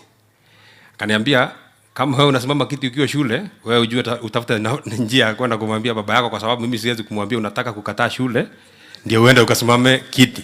Nikamwambia sikatai shule. Mimi nafanya mtihani mwezi wa 4. Kwa hivyo ile kitu sitafanya, sitaingia chama ya Jubilee kwa sababu Jubilee ikifanya nomination mimi nafanya mtihani, so sitaweza kushikanisha. So nitatafuta chama kingine yenye mimi nitaenda direct mpaka huko mbele, huko mwezi wa 8. Lakini mama akakataa kumwambia mzee. So what I did, nilienda nikaprint posters mingi sana. Nikaenda pale kwa mlango yake nikaweka mingi na nikajiendea shule nikarudi Mombasa. Ndio akiangalia poster aone kama ni mimi niko hapo na majina yangu imeandikwa hapo na kiti yenye nasimama. So anauliza mama, na hii mtu amesemaje? Mama anamwambia mimi nilisikia amesema. Unajua mama pia hataki kusema kana ni kama ako kwa hiyo mpango ya mimi kusimama. Anasema nilisikia hii mtu ni kama amesema anataka kusimama. Nilisikia ilichukua muda kama 4 days. Yeye akiangalia hiyo poster anarudisha. Akiangalia anarudisha. Mpaka akapata nafasi akanipigia simu, akaniuliza, nikamwambia ninaona ninataka kusimama. Akaniuliza pesa ya kusimama iko wapi? Nikamwambia niko naye na niko na marafiki, lakini kwa ukweli sikuwa naye, lakini sikutaka nimwambie sina. Lakini wakati aliamini ninasimama kiti, he took those posters, this priceless man who lies here, alichukua akazipeleka kwa watu ya familia yao. Ako sister yake mmoja anaishi mahali panaitwa Weru, akapeleka posters zangu akapeana huko, akasema ziwekwe huko kwa Zibadinkwe. By the time I came back from school, posters zote zilikuwa mimi nilikuwa najiona, unajua niko kwa matatu kwa sababu siko na gari. So mimi niko kwa matatu nikikuja naona mtu anaitwa Medho anasimama kiti, nataka nisikie watu ndani ya matatu wanasemaje. Na maneno hayo ikawa ni hivyo. We were not successful then, but this time wakati tena nilimwambia, aliniuliza inakuaje, nikamwambia bado naendelea. Zamani kidogo nilikuwa siko wa chama ya UDA na wewe unajua. So nilikuwa kwa chama ingine. So akaniambia ni sawa tu, tuendelee tu tuombe hii kiti. Lakini kama ungeingia UDA tungeipata kwa rahisi sana. Hako anataka niingie UDA, hako anataka kuniambia ingia, lakini akaniambia kama ungeingia tungeipata kwa rahisi. This man alilala kwa Tallying Center inaitwa Engineer a whole night, alikuwa hapo. Akatoka hapo akakuja akachukua bibi yake ambaye ni mama yangu. Akamwambia hapana, kura yetu inaweza ibiwa huko Orkalau. Sasa mimi jana ndio nilikuwa namuuliza mama, ungejuaje kura inaibiwa?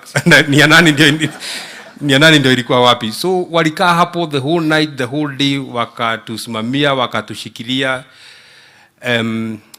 Mama aliniambia jana kuwa mzee anasikia. So dad, from my heart, you know that we loved you na tumekupatia, kama mama alituambia tukukubalishe uende ukapumzike. With very heavy hearts we will allow you to go and rest. We shall keep your legacy na tutafanya mambo ile ambayo sisi kama watoto yako na kama familia ungetaka tuyafanye. Your Excellency, utanikubalisha kwa dakika moja niseme tu kwa lugha ya ule mtu anaitwa Kinywa, kwa sababu ningetaka nimweleze mama jambo moja peke yake, kwa sababu aliniambia mzee anasikia na watu ya kanisa wako hapa na viongozi wako hapa. By the way, Your Excellency, mama amesema kitu yenye ananiuliza kwa sababu ninaona kama rais anasikia baridi, naweza mpatia hii kikoi yangu ama askari yake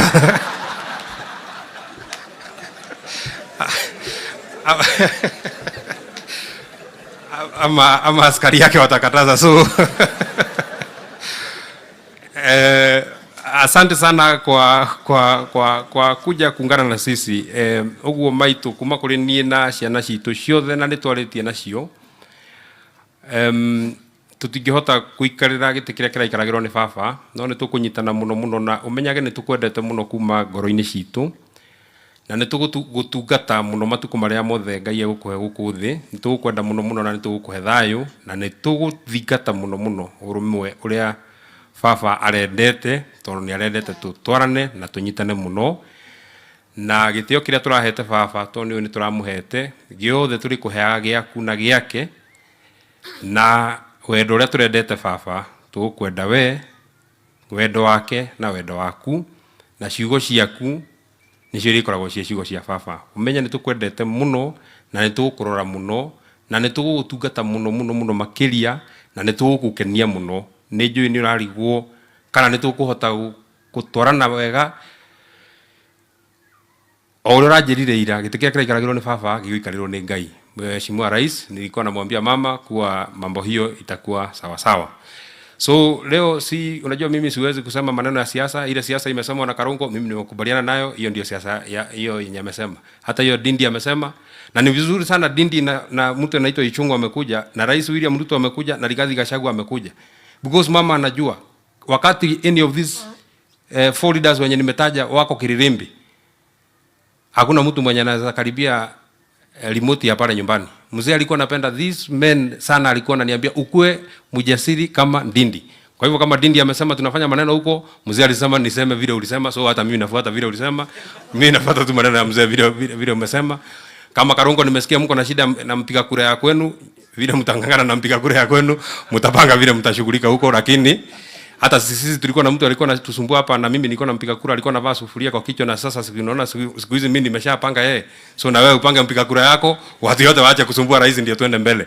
Lakini Your Excellency, kwa sababu ile siku tulikuwa hapa kwa mama Mukami Kimathi, tulipangana kazi na tukafanya sawa sawa. Mimi unajua nimekatazwa leo, Deputy President anajua.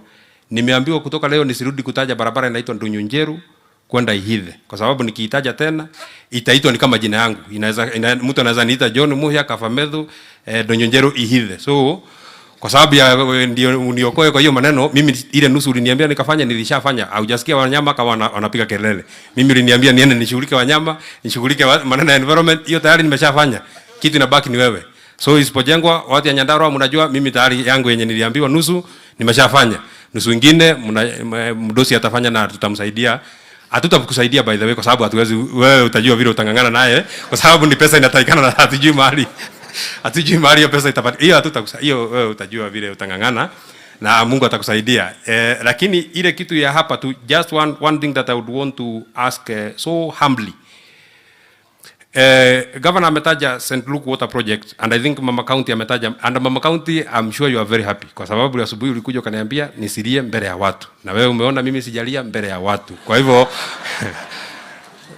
hivyo mimi ni mtu mwenye ninasikiza maneno vile watu wananiambia. Kwa hivyo ukitaka nifanye kitu kingine, wewe unaniambia tu vile unataka nifanye na nitafanya. Lakini kuna project inaitwa St. Luke's Water Project, Your Excellency. That project, unajua siku zote tumekuwa na shida ya Sasumwa, na uliniambia na mimi niende nifanye investigation mzuri sana, nione watu ya hapa watapata resource ya maji namna gani. That St. Luke Water Project ukiangalia design yake, itapatia watu ya ward 4, ward ya Githapai, ward ya Jambini, ward ya Nyakio, ward ya Magumu, 34,000 households watapata maji. Na jambo la kushangaza Your Excellency, ile pesa inatakikana hapo ni pesa kidogo sana. Hata ni pesa unaweza peana leo na maji yaanze kuwekwa. 1.7 billion, pesa kidogo sana ya watu ya Nyandarua. Hiyo hata siri hata unaweza hata uwezi, hiyo ni kuambia tu Dindi kwa ile budget wewe weka 1.7 billion. Hiyo watu ya Nyandarua ni watu yako, na nimesikia Chesanga na kasirika watu ya Nyandarua ati president anakuja hapa sana. Hata wewe watu wanakupenda, wewe unawapenda. So nyinyi mjifunze muongeze mapenzi yenu huko Trans Nzoia, ni kama imerudi chini sana. Si unasikia next week sijui ni Monday ama ni Tuesday tuko Jororok. Na hiyo wiki nyingine baada ya wiki mbili najua iko kitu itakuja hapa Nyandarua. Kwa sababu wewe unajua watu wanakupigia kura 99%. Si utakuja tu, hakuna shida. Hata wewe mtu wa Trans Nzoia wapanga wapiga 99%, atakuja siku nyingine. So na nyinyi mjipanga hivyo, na sisi tumejipanga hivyo na tutaendelea hivyo. So Your Excellency, St. Luke's Water Project, hiyo ukifanya peke yake, mimi sina maneno mengine. Hata sitashinda nikikwambia, unajua tumeambiwa tusiseme na Matinga. Hata sitashinda nikikwambia ulituambia utajengea barabara kutoka Kenamba kwenda Karangadha kwenda kwa haraka, hiyo ulishasema. Ile kutoka Mwendando kwenda Karate, hiyo ni Ndunyunjeru Ihithe, hiyo sitasema kwa sababu mimi najua vile Faith amesema, wewe unazijua zote. So nataka ni kushukuru sana Your Excellency kwa sababu ya usaidizi ambao umesaidia familia yetu. First of all, kupata nafasi ya kuja. Just today kijana mwingine anaitwa Gathuri ameniambia kutoka 1963 Rais wa Jamhuri ya Kenya amekuja mazishi Nyandarua mara 2. Mara moja akakuja kwa Mukami Kimathi, mara ya pili akakuja kwa mzee anaitwa Michael Maigo Waweru. Hii ni heshima kubwa sana ambayo umetupatia sisi kama familia. Na mama tulikuwa tunaulizana na yeye, mzee akiamuka leo hawezi kuamini mpaka William Ruto yule mwenye amekuwa kisitaja siku nyingi amefika mpaka Jambini. So asante sana kwa nafasi ya kuja. Thank you very much Your Excellency the Deputy President for coming. Kuja kutufariji. Siku ile Your Excellency maneno ilitendeka 25th. His Excellency alinipigia simu, na unajua simu zake si zile unashika kama umekaa chini. Sana sana simu zake ziko na kamoto fulani huwa zinaleta wakikupigia simu, kwa sababu unaweza kuwa umeshaenda kombo kidogo, na ukienda kombo is not a very fine gentleman wakati umeshaenda kombo. Lakini siku hiyo alisikia mtu tofauti, akajaribu kuniongelesha, kunizungumzia, mpaka akasema tafuta mtu mwenye nitaweza kushika ile maneno yenyewe unasema. So he spoke to my elder brother anaitwa David, ndiye alizungumza naye, ndiye akamweleza, because that time mimi sikuwa na mweleza maneno vile alikuwa nataka. Pia wewe ukanipigia simu na baadaye ukaongea na mama, na mama alikuwa anauliza wewe unaongeleshwa lugha gani, alitaka kujua sana na hii mtu mwenye anaitwa rais, mimi nitaongea na yeye kweli? And you spoke to her, ukatu encourage, na kazi kubwa sana umetufanyia. Hii kazi kama tungekuwa tunafanya kama tunalia ingetushinda. Umetusaidia sana, pesa zenu mlituma na zikaletwa na Mama Faith, zikatusaidia kama familia. Kazi hii yenye imefanyika hapa nyinyi ndio mmefuatilia.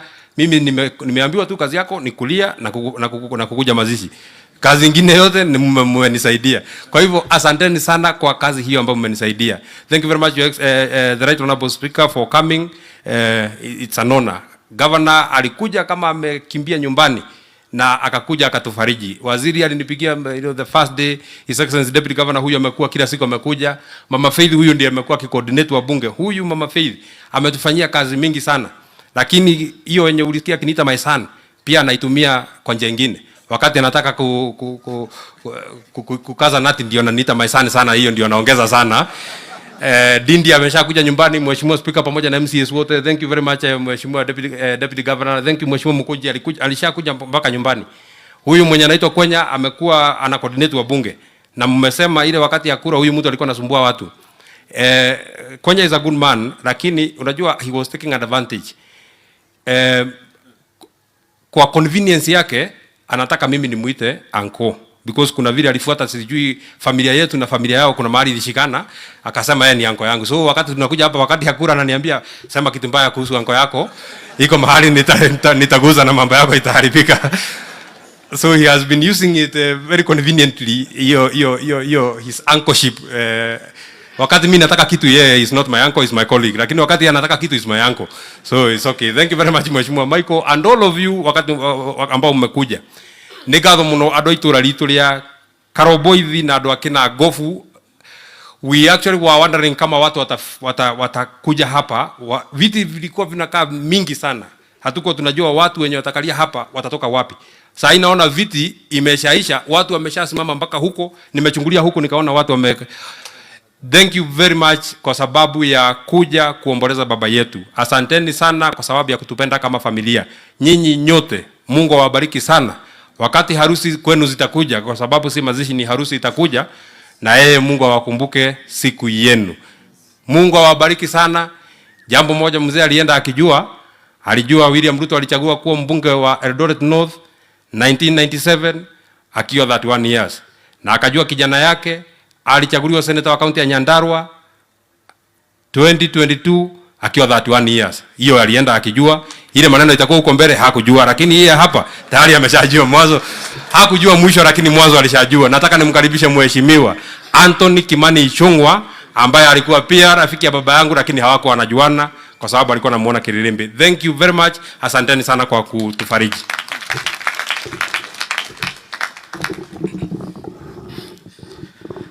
Tumpigie Mheshimiwa Medho makofi tena.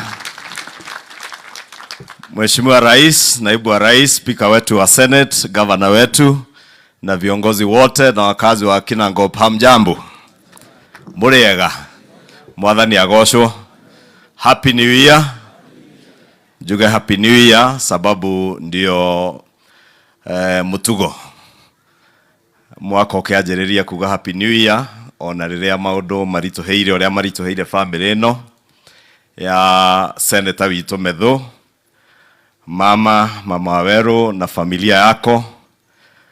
Kwa niaba ya familia yangu na watu wa Kikuyu na wabunge wengine wote ambao hawako hapa, wabunge wa bunge la kitaifa na Senate, niseme pole sana na nipeane rambirambi zetu zote kwa familia yenu.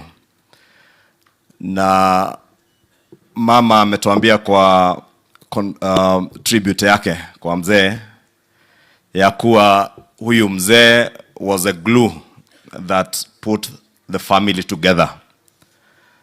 Na pia Medho amesema mama alimwambia ya kuwa Mwenyezi Mungu atakuja ajaze pengo ambalo mzee ameacha. And Senator, I want to confirm to you that what mom said is indeed true. Ya kuwa hata kama baba ameondoka, ambaye alikuwa ni glue iliyoshikanisha familia yenyu, aliwezeshwa kufanya hayo yote na Mwenyezi Mungu. Na Mwenyezi Mungu mwenyewe anajua sababu ya kumpumzisha mzee wakati alimpumzisha, hasa ikiwa wakati wa sikukuu ya Krismasi na wakati ambao familia nyingi zinakutana kusherehekea sikukuu. The best we can do is to pray for you and your family that God will continue to console you as a family and give you strength to be able to forge on with life, even in the absence of your dad, husband to your mom, and a mentor, as you have said, to all of you as his children and other people in this community ya hapa Kinangop. Kwa hivyo tuwaambie pole na tutaendelea kuwaombea. Na muishi mkiamini ya kuwa hilo pengo mzee ameacha, Mwenyezi Mungu mwenyewe atalijaza.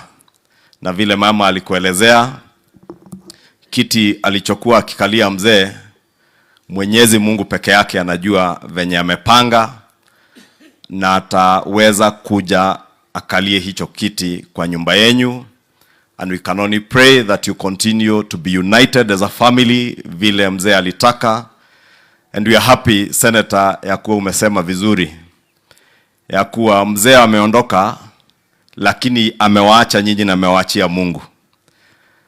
Na najua kawaida kwa familia zetu, and I say that because I'm also my dad's last born son, na nimeona wewe pia ndiye kitinda mimba wa vijana wa mzee.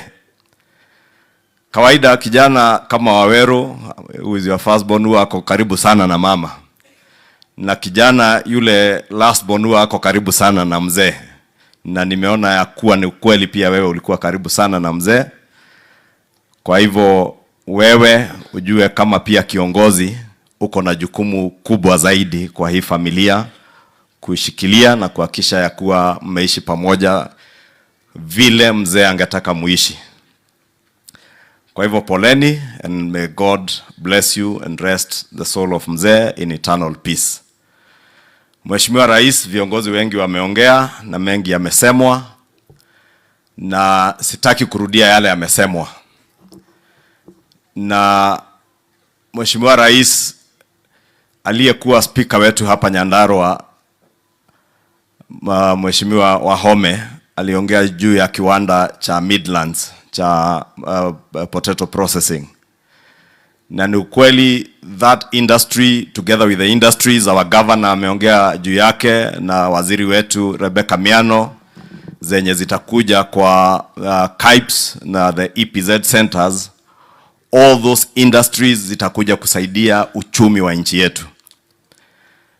Na hapa Nyandarua, vile Senator Karongo alisema, hasa hapa Kinangop mulijulikana sana kwa kilimo cha viazi. Na taithwa ndo akiabu ne kioraigwa Karongo wake muringa ithero andu a waru. Tougaga waru ciothe ni cia Kinangop.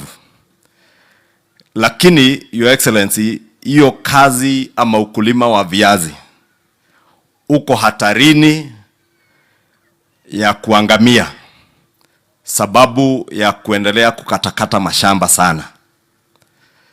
Tukiendelea kukatakata mashamba sana, watu kujenga, hiyo industry ya Midlands haitakuwa na kazi. The KIPES and aggregation centers and EPZs that we are investing in will not be viable kama kilimo cha Nyandarua, iwe ni kilimo cha maziwa ama viazi, hatutakuwa na mashamba ya kufanyia hiyo kazi. Na ndio maana Mheshimiwa Rais, ile mpango uko nayo ya housing is critical in ensuring that we do not continue to subdivide our land further than we have. And I want to encourage Your Excellency, because a lot has been said about the state of our economy, But I stand here in the new year, Your Excellency, to assure the people of Nyandarua and the people of Kenya that our economy is stable. Our economy is regaining its foothold, courtesy of the good leadership, Your Excellency, that you have set out. Tumeona, Your Excellency, yale tumeambiwa takrimu zinatuonyesha not just our GDP growth at almost 5.9 heading to 6%. Inflation imeweza kudhibitiwa. Na umeona hata reports za World Bank zikituambia ya kuwa Kenya is among the countries in the world that have been able to contain inflation. Na ndio maana Mheshimiwa Rais, mimi sina wasiwasi nikisema na nikiambia Wakenya ya kuwa umeweza kudhibiti uchumi wetu, and the next thing is now the economic takeoff. Your Excellency, sina wasiwasi mimi nikisikia watu wakati wa Christmas, wakati wamekula vitu zingine, wakisema wako tayari kurudi kwa maandamano. Na mimi nawaombea tu. Nikajiuliza, walituambia last year wanaenda kwa maandamano sababu bei ya unga ilikuwa 260. Leo bei ya unga iko nusu ya hiyo bei. Sasa utaambia watu unaenda kwa maandamano kuandamana nini kama bei ya unga imeteremka?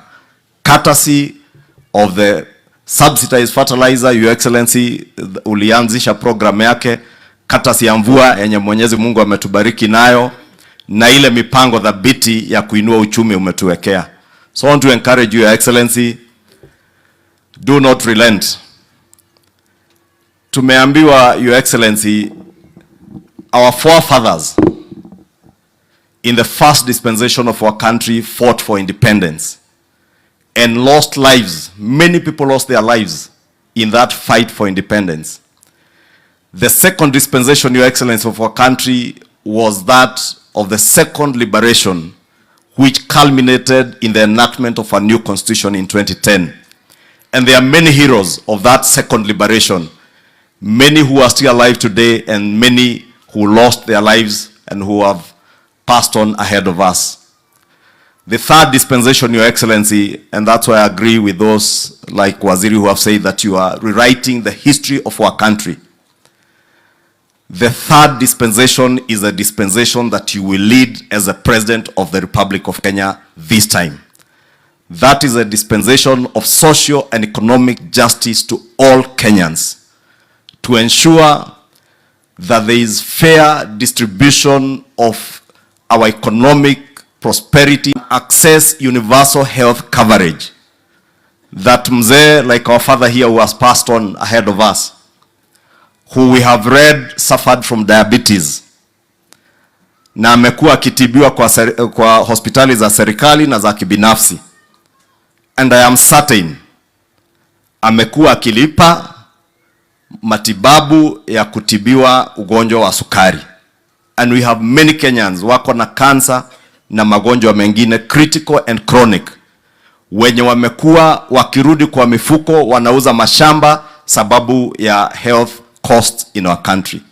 Your Excellency, as a governor has said, you have put in place a very good program under UHC, that under the Social Health Insurance Fund, sasa watu wataweza kutibiwa ugonjwa wa sukari, ugonjwa wa saratani, bila kulipishwa pesa zozote kwa hospitali zetu, ukiwa tu wewe ni member wa NHIF or Social Health Insurance Fund. Lakini Mheshimiwa Rais, vile tulivyoambiwa na viongozi wengine hapa, those who do not want Kenyans to enjoy that shared and collective economic prosperity are sabotaging these programs. They are sabotaging your housing program. They are sabotaging that universal health coverage program and other government programs.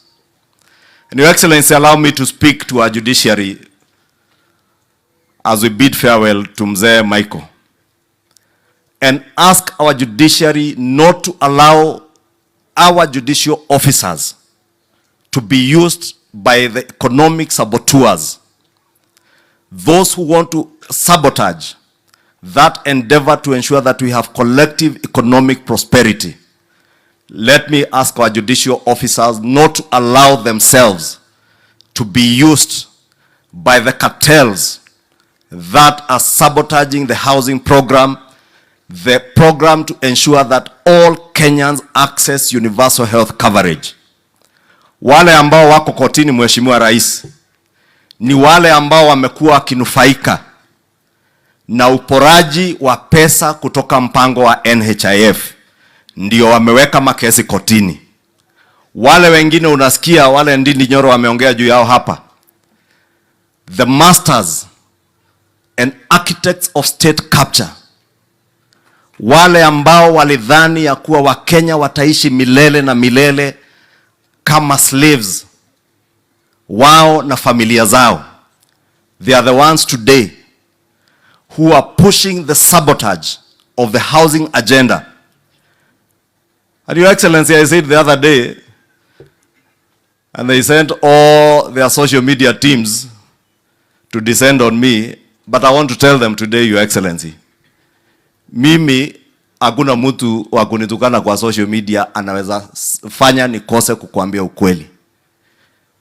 If through state capture wewe ulifanya a Chinese contractor ajenge nyumba 2,000, zaidi ya 2,000 affordable housing on private land, as we have been told, through state capture, Kenha, a state agency, inaenda kujenga barabara on private land, ili wewe ujenge your own private city, Wakenya waendelee kuwa tenants on your land. Your Excellency, I want to ask you, do not relent, never relent on the endeavor to ensure that the housing agenda becomes a reality. Those who are ahead of you, courtesy of state capture, sabotage that program so that they benefit themselves and their families.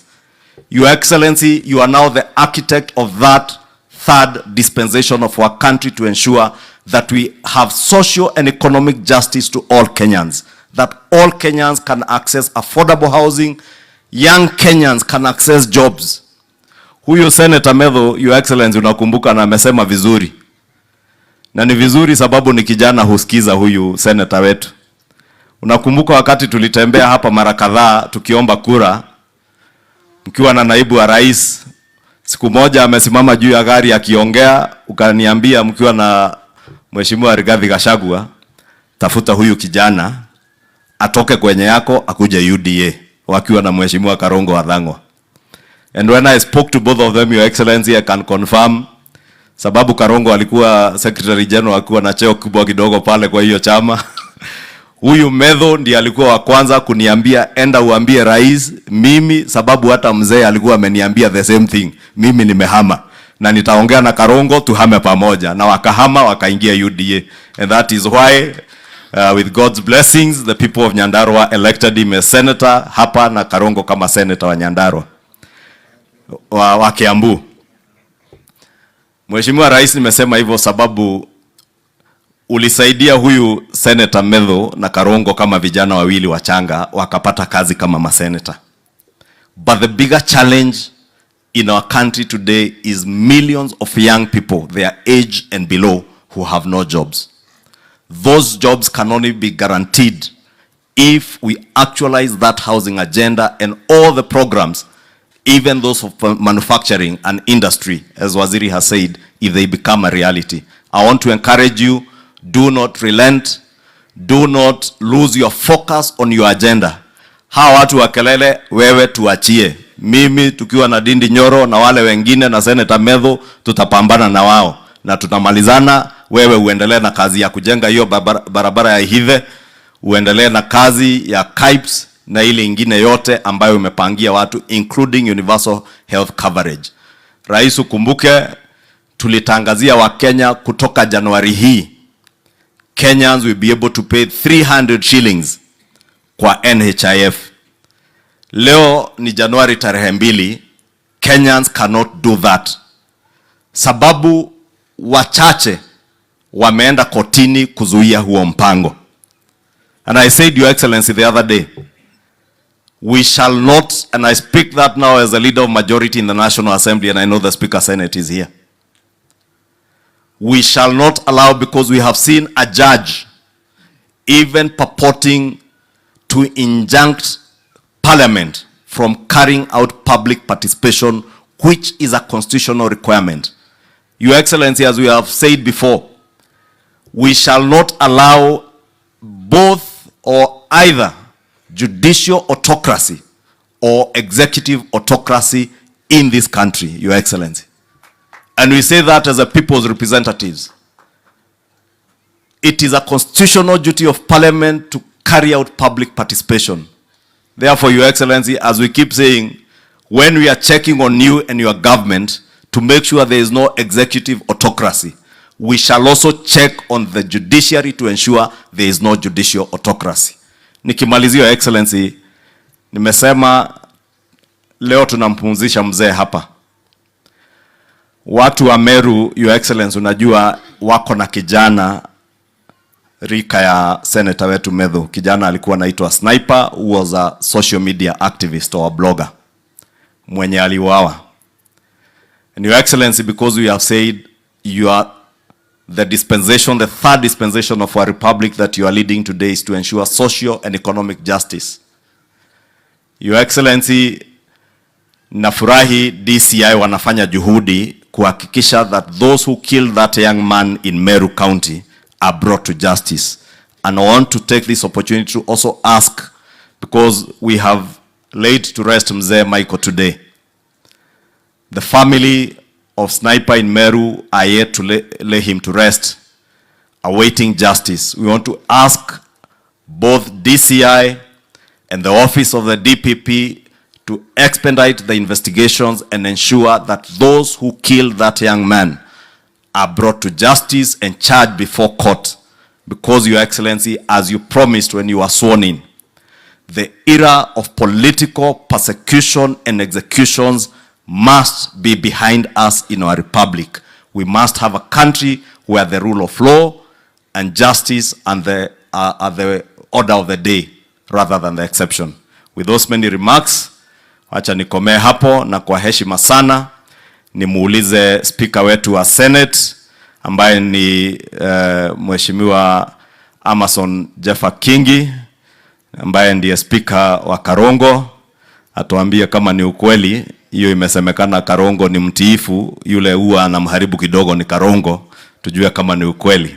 Na nikimalizia, Your Excellency, allow me also to convey to the family the condolences of the Speaker of the National Assembly, who is a very good friend of Senator Medho, Speaker Moses Wetangula, and also convey the condolences of the Leader of the Majority of the Senate, Senator Aaron Cheruyot, who is not with us today, is out of the country, and also the Chief Whip of the Senate, Whip Boni Halwale. Walinituma nipeane rambirambi zao kwako Senator Medho na familia yenu. Asante, Mheshimiwa Speaker wa Senate.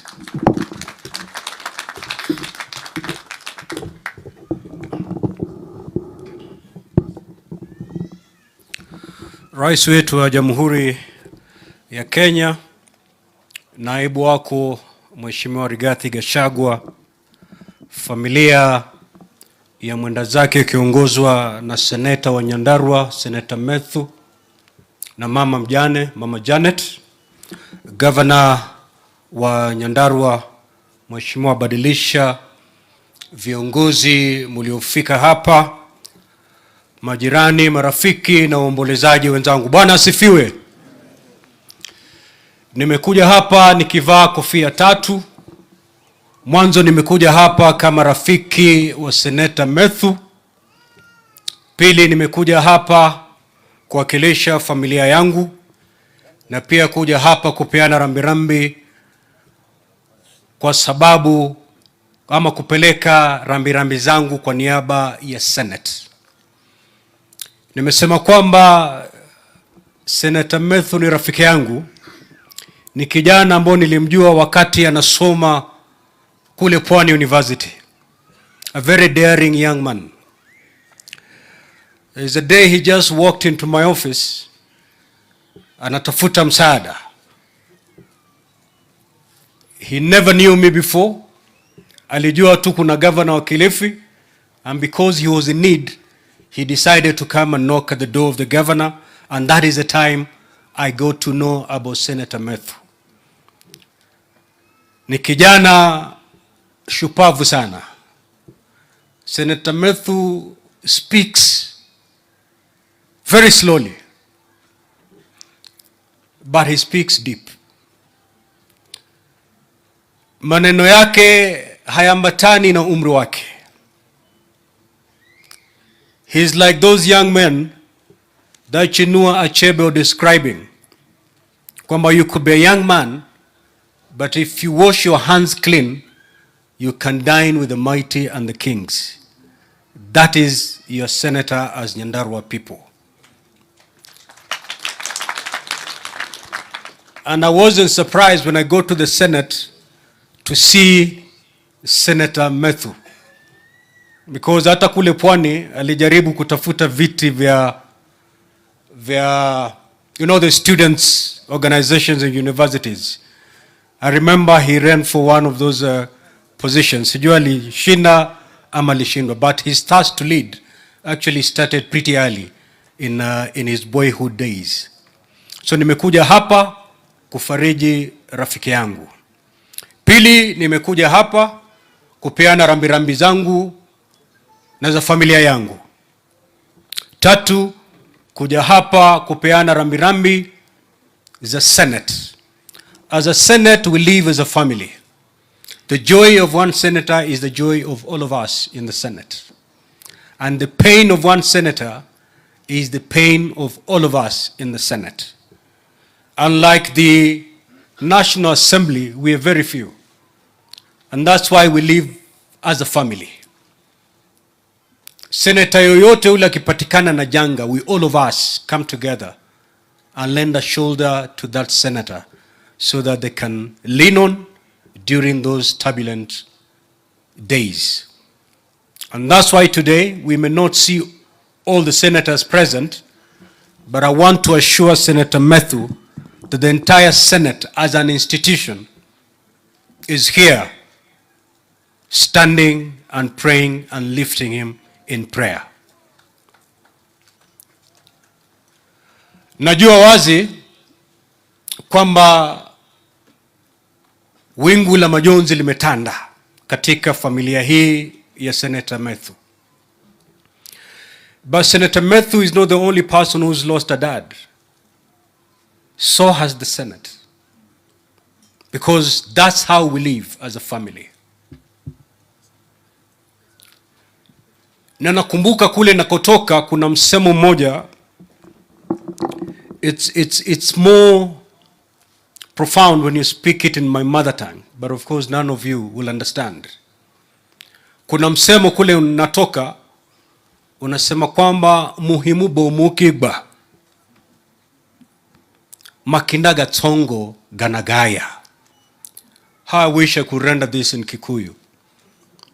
But let me put it in Swahili, see whether you'll understand it.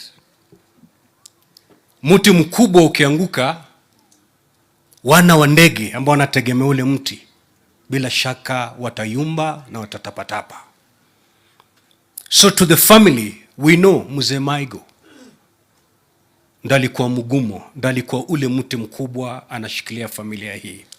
Na kuanguka kwake bila shaka, this family will never be the same again. But Senator Methu, Mama Janet, and the rest, we are here to pray for you. Tumekuja kuwafariji na kumwombea Mwenyezi Mungu kwamba wakati huu mgumu awapatie nguvu ili wingu hili la majonzi muweze kulibeba. And that's why we are here, to give you that shoulder to lean on at this very trying moment.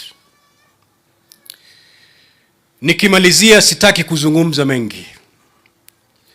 Lakini nilipokuwa nimekaa hapa, viongozi wote ambao wamekuja hapa, hususan viongozi wa Nyandarua, hakuna kiongozi aliyezungumza na akamaliza mazungumzo yake pasipo kutaja mradi na kumwomba rais kwamba afanye kitu katika hilo mradi, na si viongozi wa Nyandarua peke yake. If you take the president anywhere in this country and you give even a citizen the microphone, the first thing they'll say is hospitali yetu, barabara yetu, maji yetu, shida zetu. But just like the leaders of Nyandarua, they will never go beyond telling the president, we need this money to fix this road.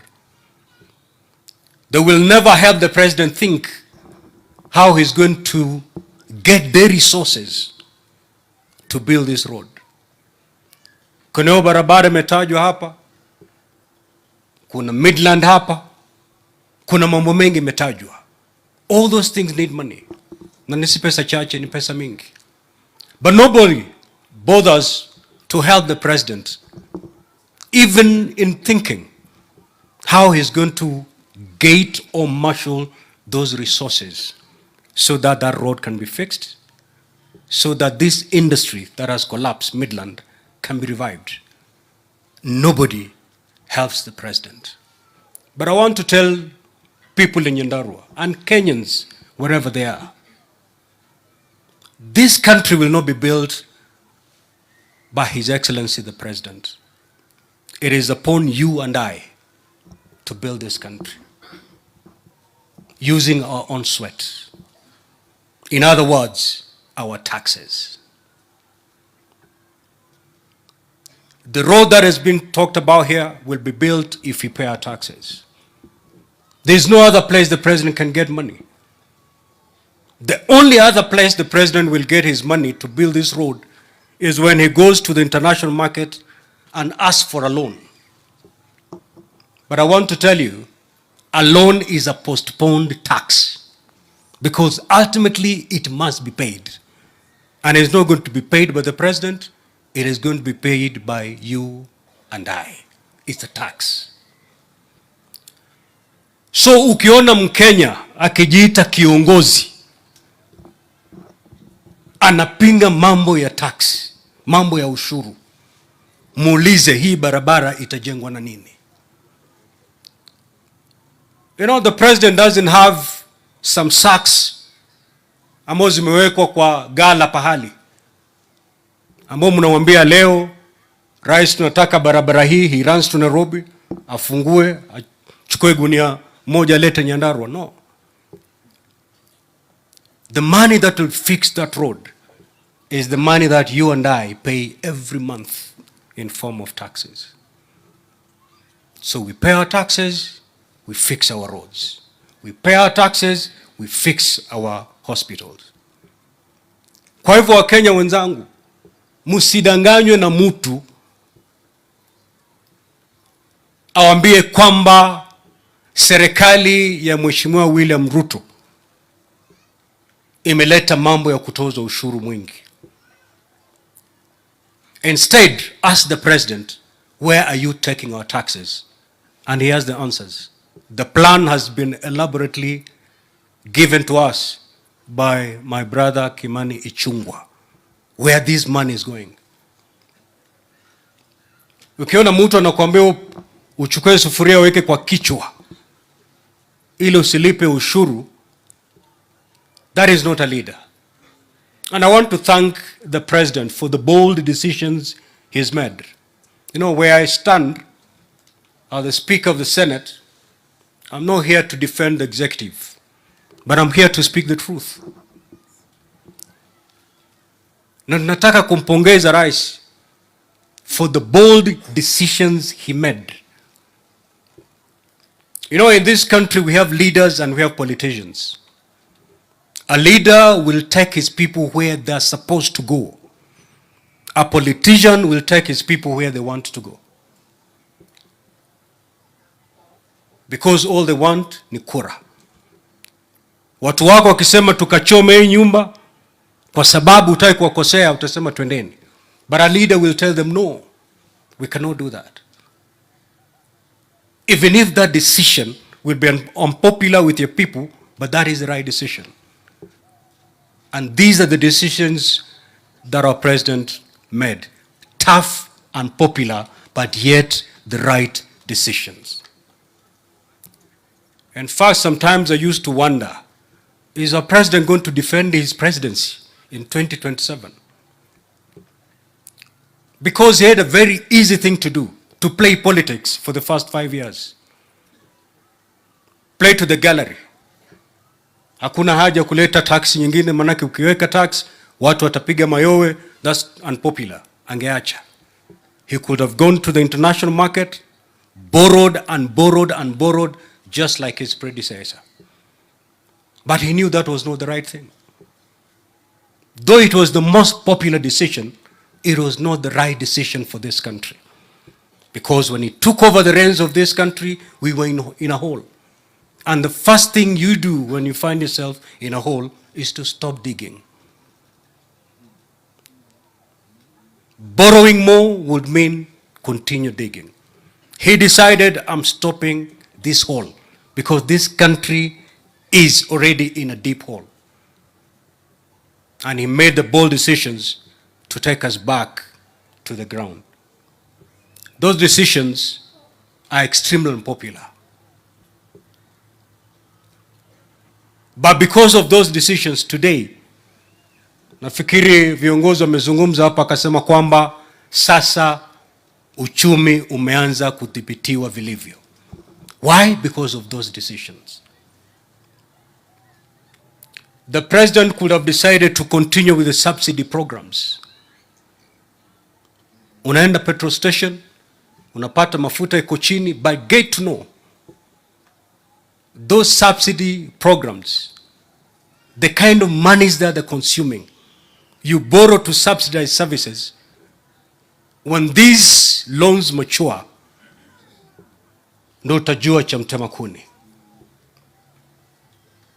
Just ask our neighbors here, Ethiopia.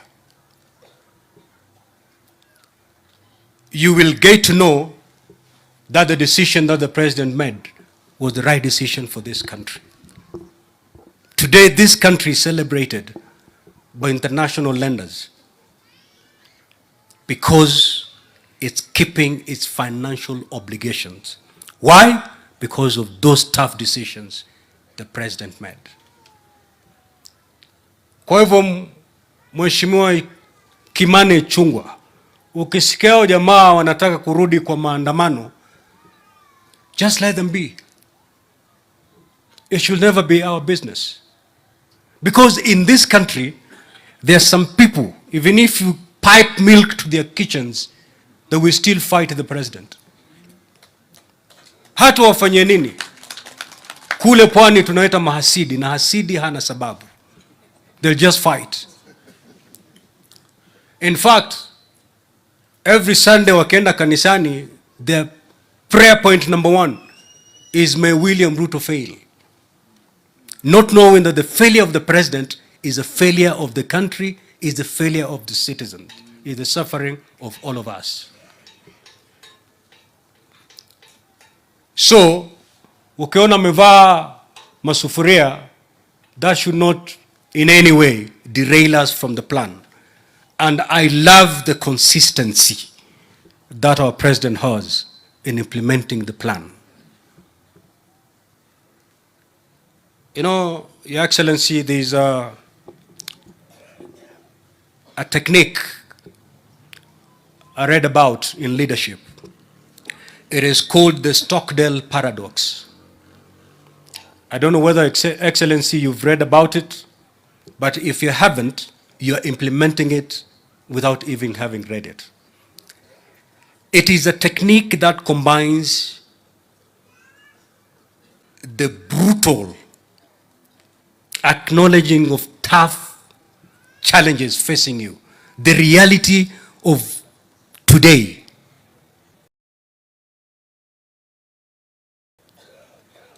and then combining that with the wit of believing that because of the programs I'm putting across, we will one day break even. Your Excellency, when you took over the reins of this country, leadership, the facts, the challenges that were facing you, we knew it will take maybe even 10 years to move from where we are.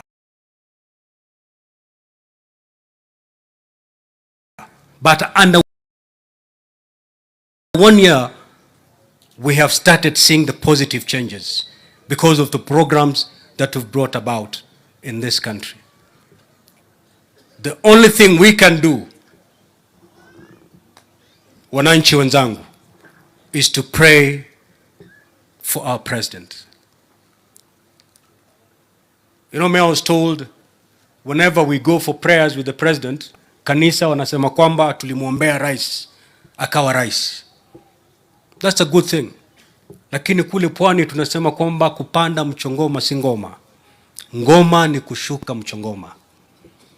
Praying for the president to be president si huja. Huja ni kumwombea ili afanikiwe katika urais wake. If we prayed for him to be the president, we need to even double our efforts so that he succeeds. I am shocked today that I can see bishops, pastors who prayed for William Ruto to be the president are the first people to give up.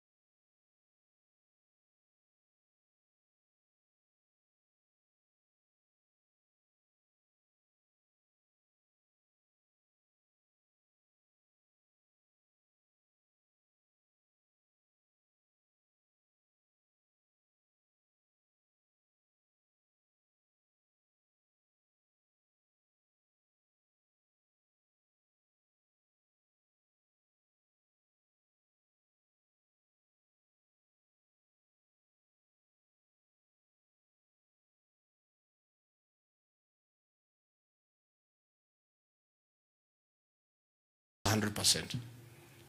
Lakini serikali iliondoka, iliwaachilia hawa. Ile pombe yote mbaya ndani ya Kenya ilielekezwa hapo kwa mlima Kenya. Kweli ama uongo? And nobody was bothered, Your Excellency. Sumu ilikuwa nauzwa kila pahali. Vijana ni walevi saa 4, saa 5. Hawa vijana, na ni vijana wameoa, kuliko kulala kwa kitanda, wanalala chini ya kitanda. As a community, we were getting almost extinct. Rais ukakubaliana na mimi, ukaagiza tuanze hiyo vita. And I want to report to Your Excellency, nimetembea area hii wakati ya Christmas. And 70% we have succeeded. We have young people. Mimi nikiwa hapo 24th nisema akina mama wakuje na wazee tukule sikukuu pamoja. Tukasema wakina mama wale wazee wapige line kwanza wachukue chakula, wakachukua. Tukasema next ni ile akina mama wako na watoto. Line ikapigwa kutoka hapa mpaka huko. Tukaona hata chakula itaisha. Bado tukasema next wale wamama wajawazito expectant. Line ikakuwa mrefu zaidi. I was a very proud leader that our community is back and families are gonna succeed. Na rais hapa Nyandarua, nataka nishukuru speaker and MCs. Tulikuwa na shida because there was no law to regulate matters of illicit drinks. But hapa Nyandarua bado kidogo. Atimia nethirete biyo kana ryo kuo nethirete keryo kuo County Commissioner and your team bado Kirinyaga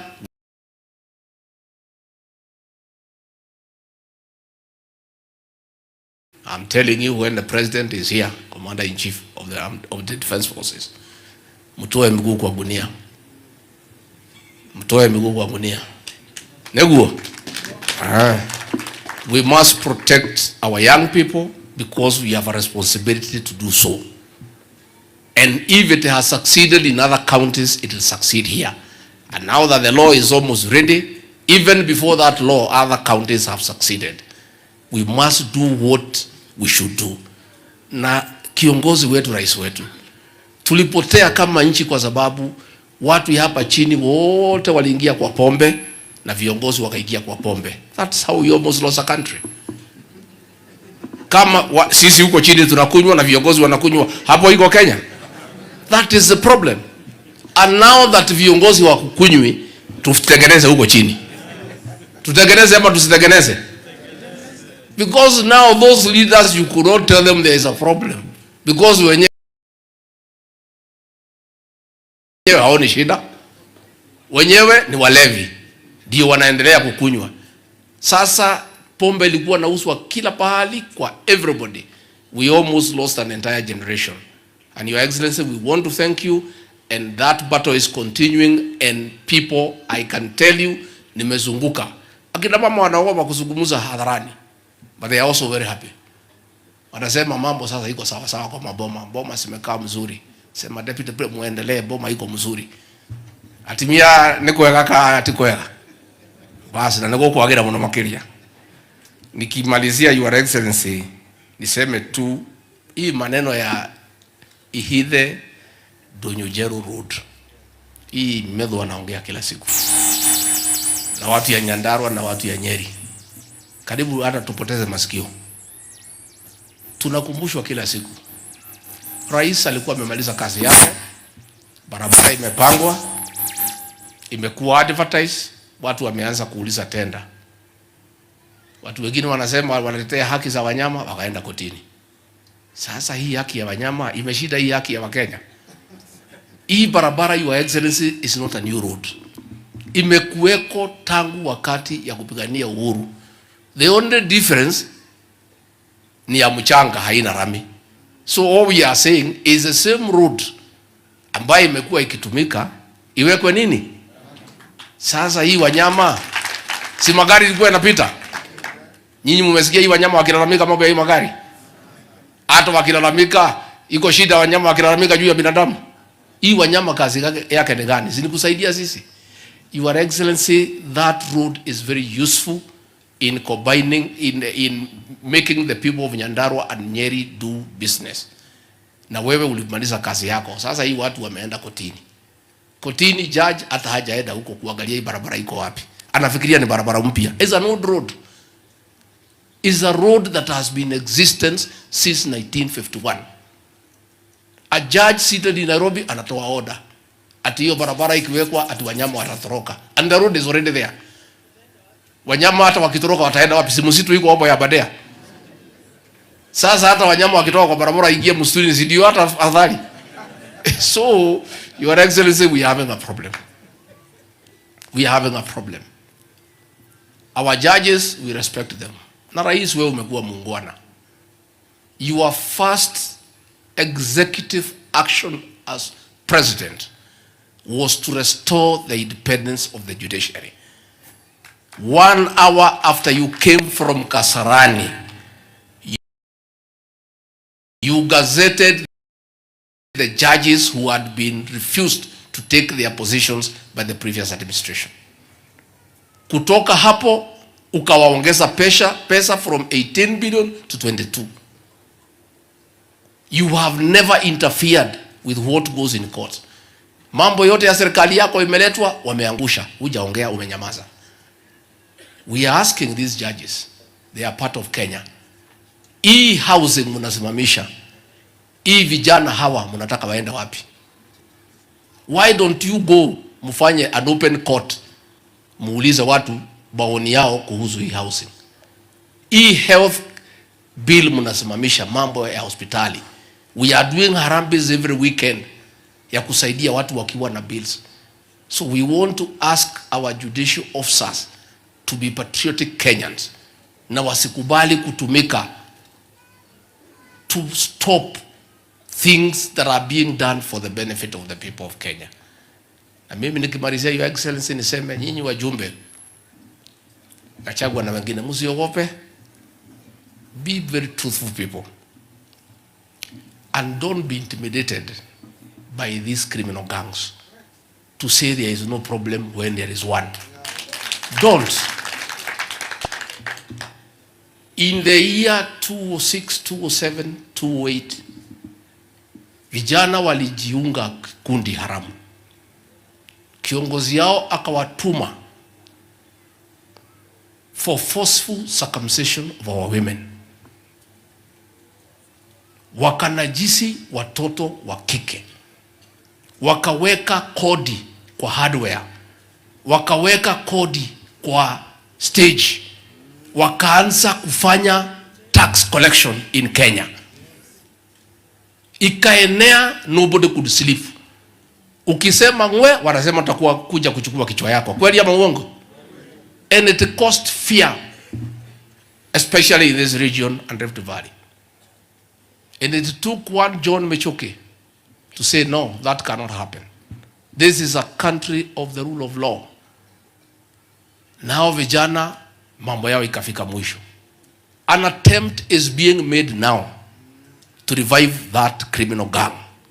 Na hapo 2 months ago walikuwa wameanza kwenda kwa stage kuchukua pesa, kwenda kwa hardware kuchukua pesa, kwanza kuandamana na wamama. Mnataka tuwakubalie?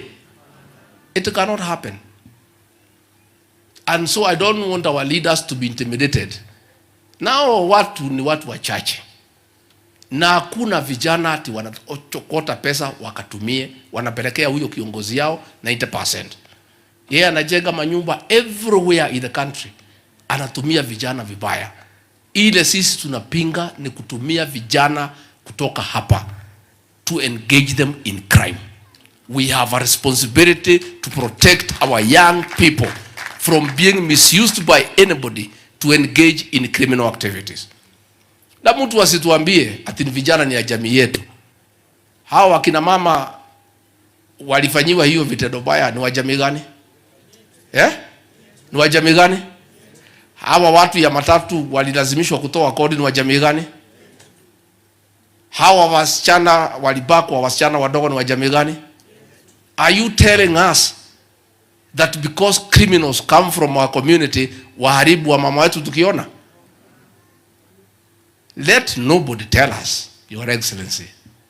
Na mimi niko tayari, if there is any political price to be paid to protect these women and our young girls, kama kura itakosekana kwa sababu ya hiyo, afadhali ikae.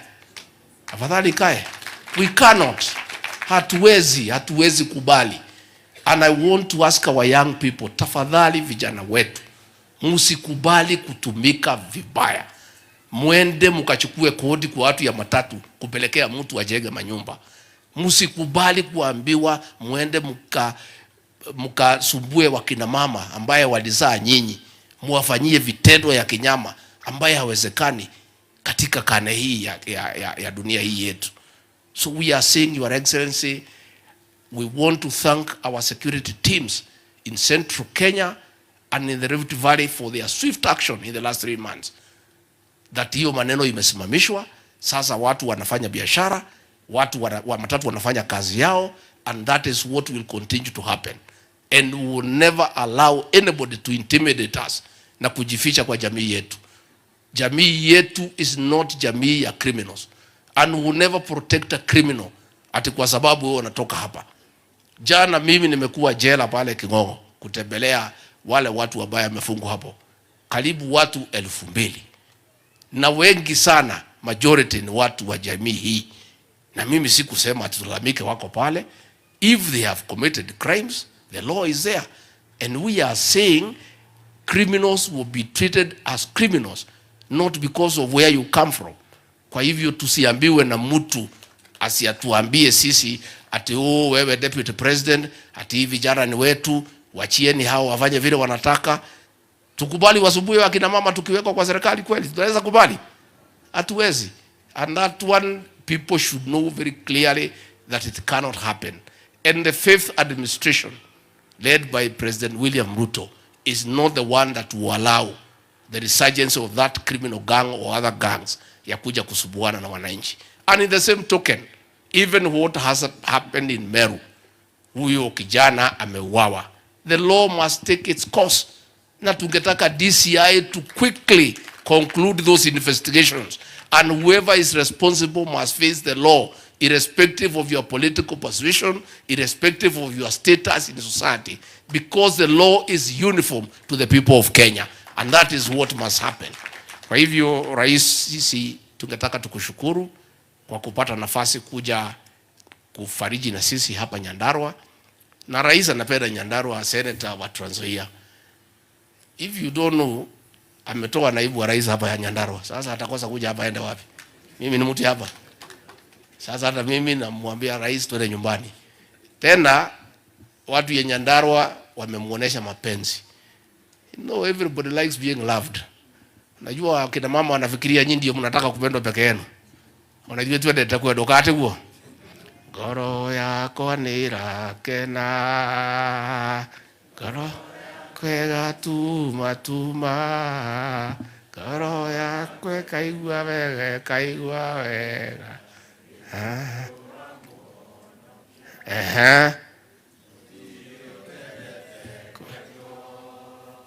ona nie nyendete kwedo na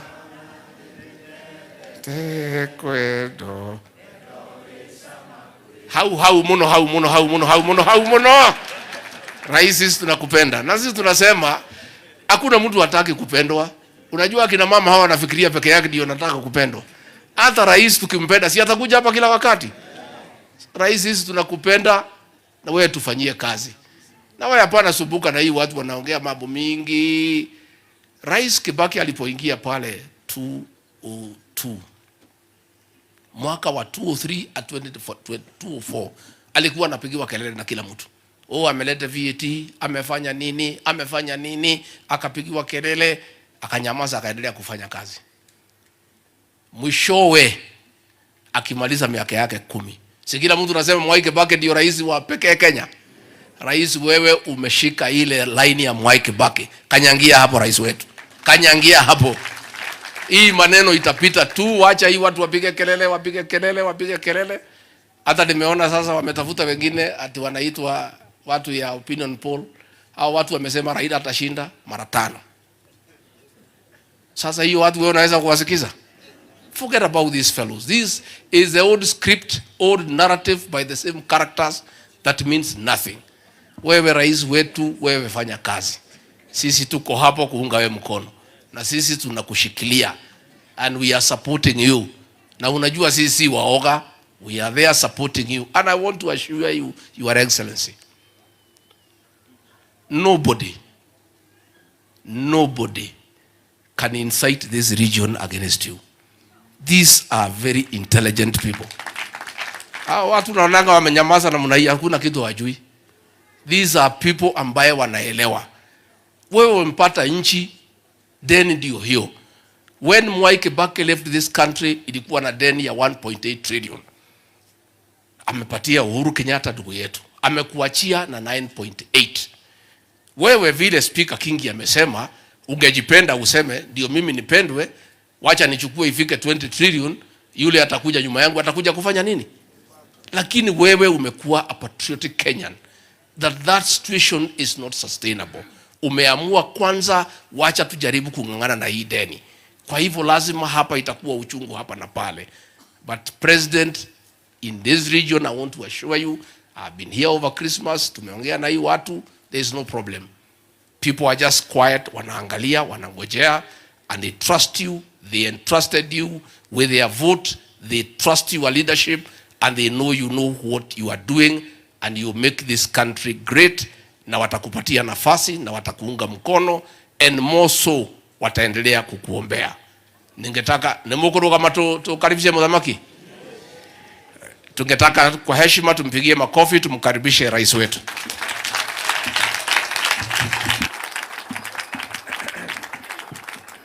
Asanteni sana, tafadhali tuketi chini, asanteni.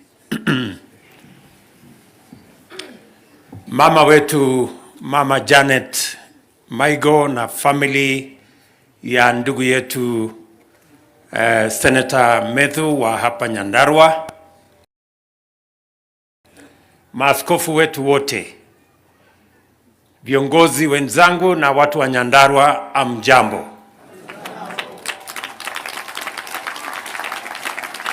Ando wa Nyandarua moriega. Mwathani agosho. Bwana Yesu asifiwe. Hebu mnisalimie hewani hivi nione. Asanteni sana. Kwanza mimi nataka nimshukuru Mungu ametupatia nafasi hii hata katika mambo magumu ambayo tumekuja kufariji familia ya mzee wetu Michael Waweru. Poleni sana kwa family ya mama wetu Janet na watoto wako, na huyu kiongozi wetu wa hapa Senator Methu, poleni sana. Wakati nilipata habari hii nilikuwa mbali, na nilimtafuta huyu senator, nikaongea na yeye, nikaongea na mama, na leo nimefika hapa kwa sababu ya urafiki na undugu ya familia hii na watu wa Nyandarua. Niseme pole sana.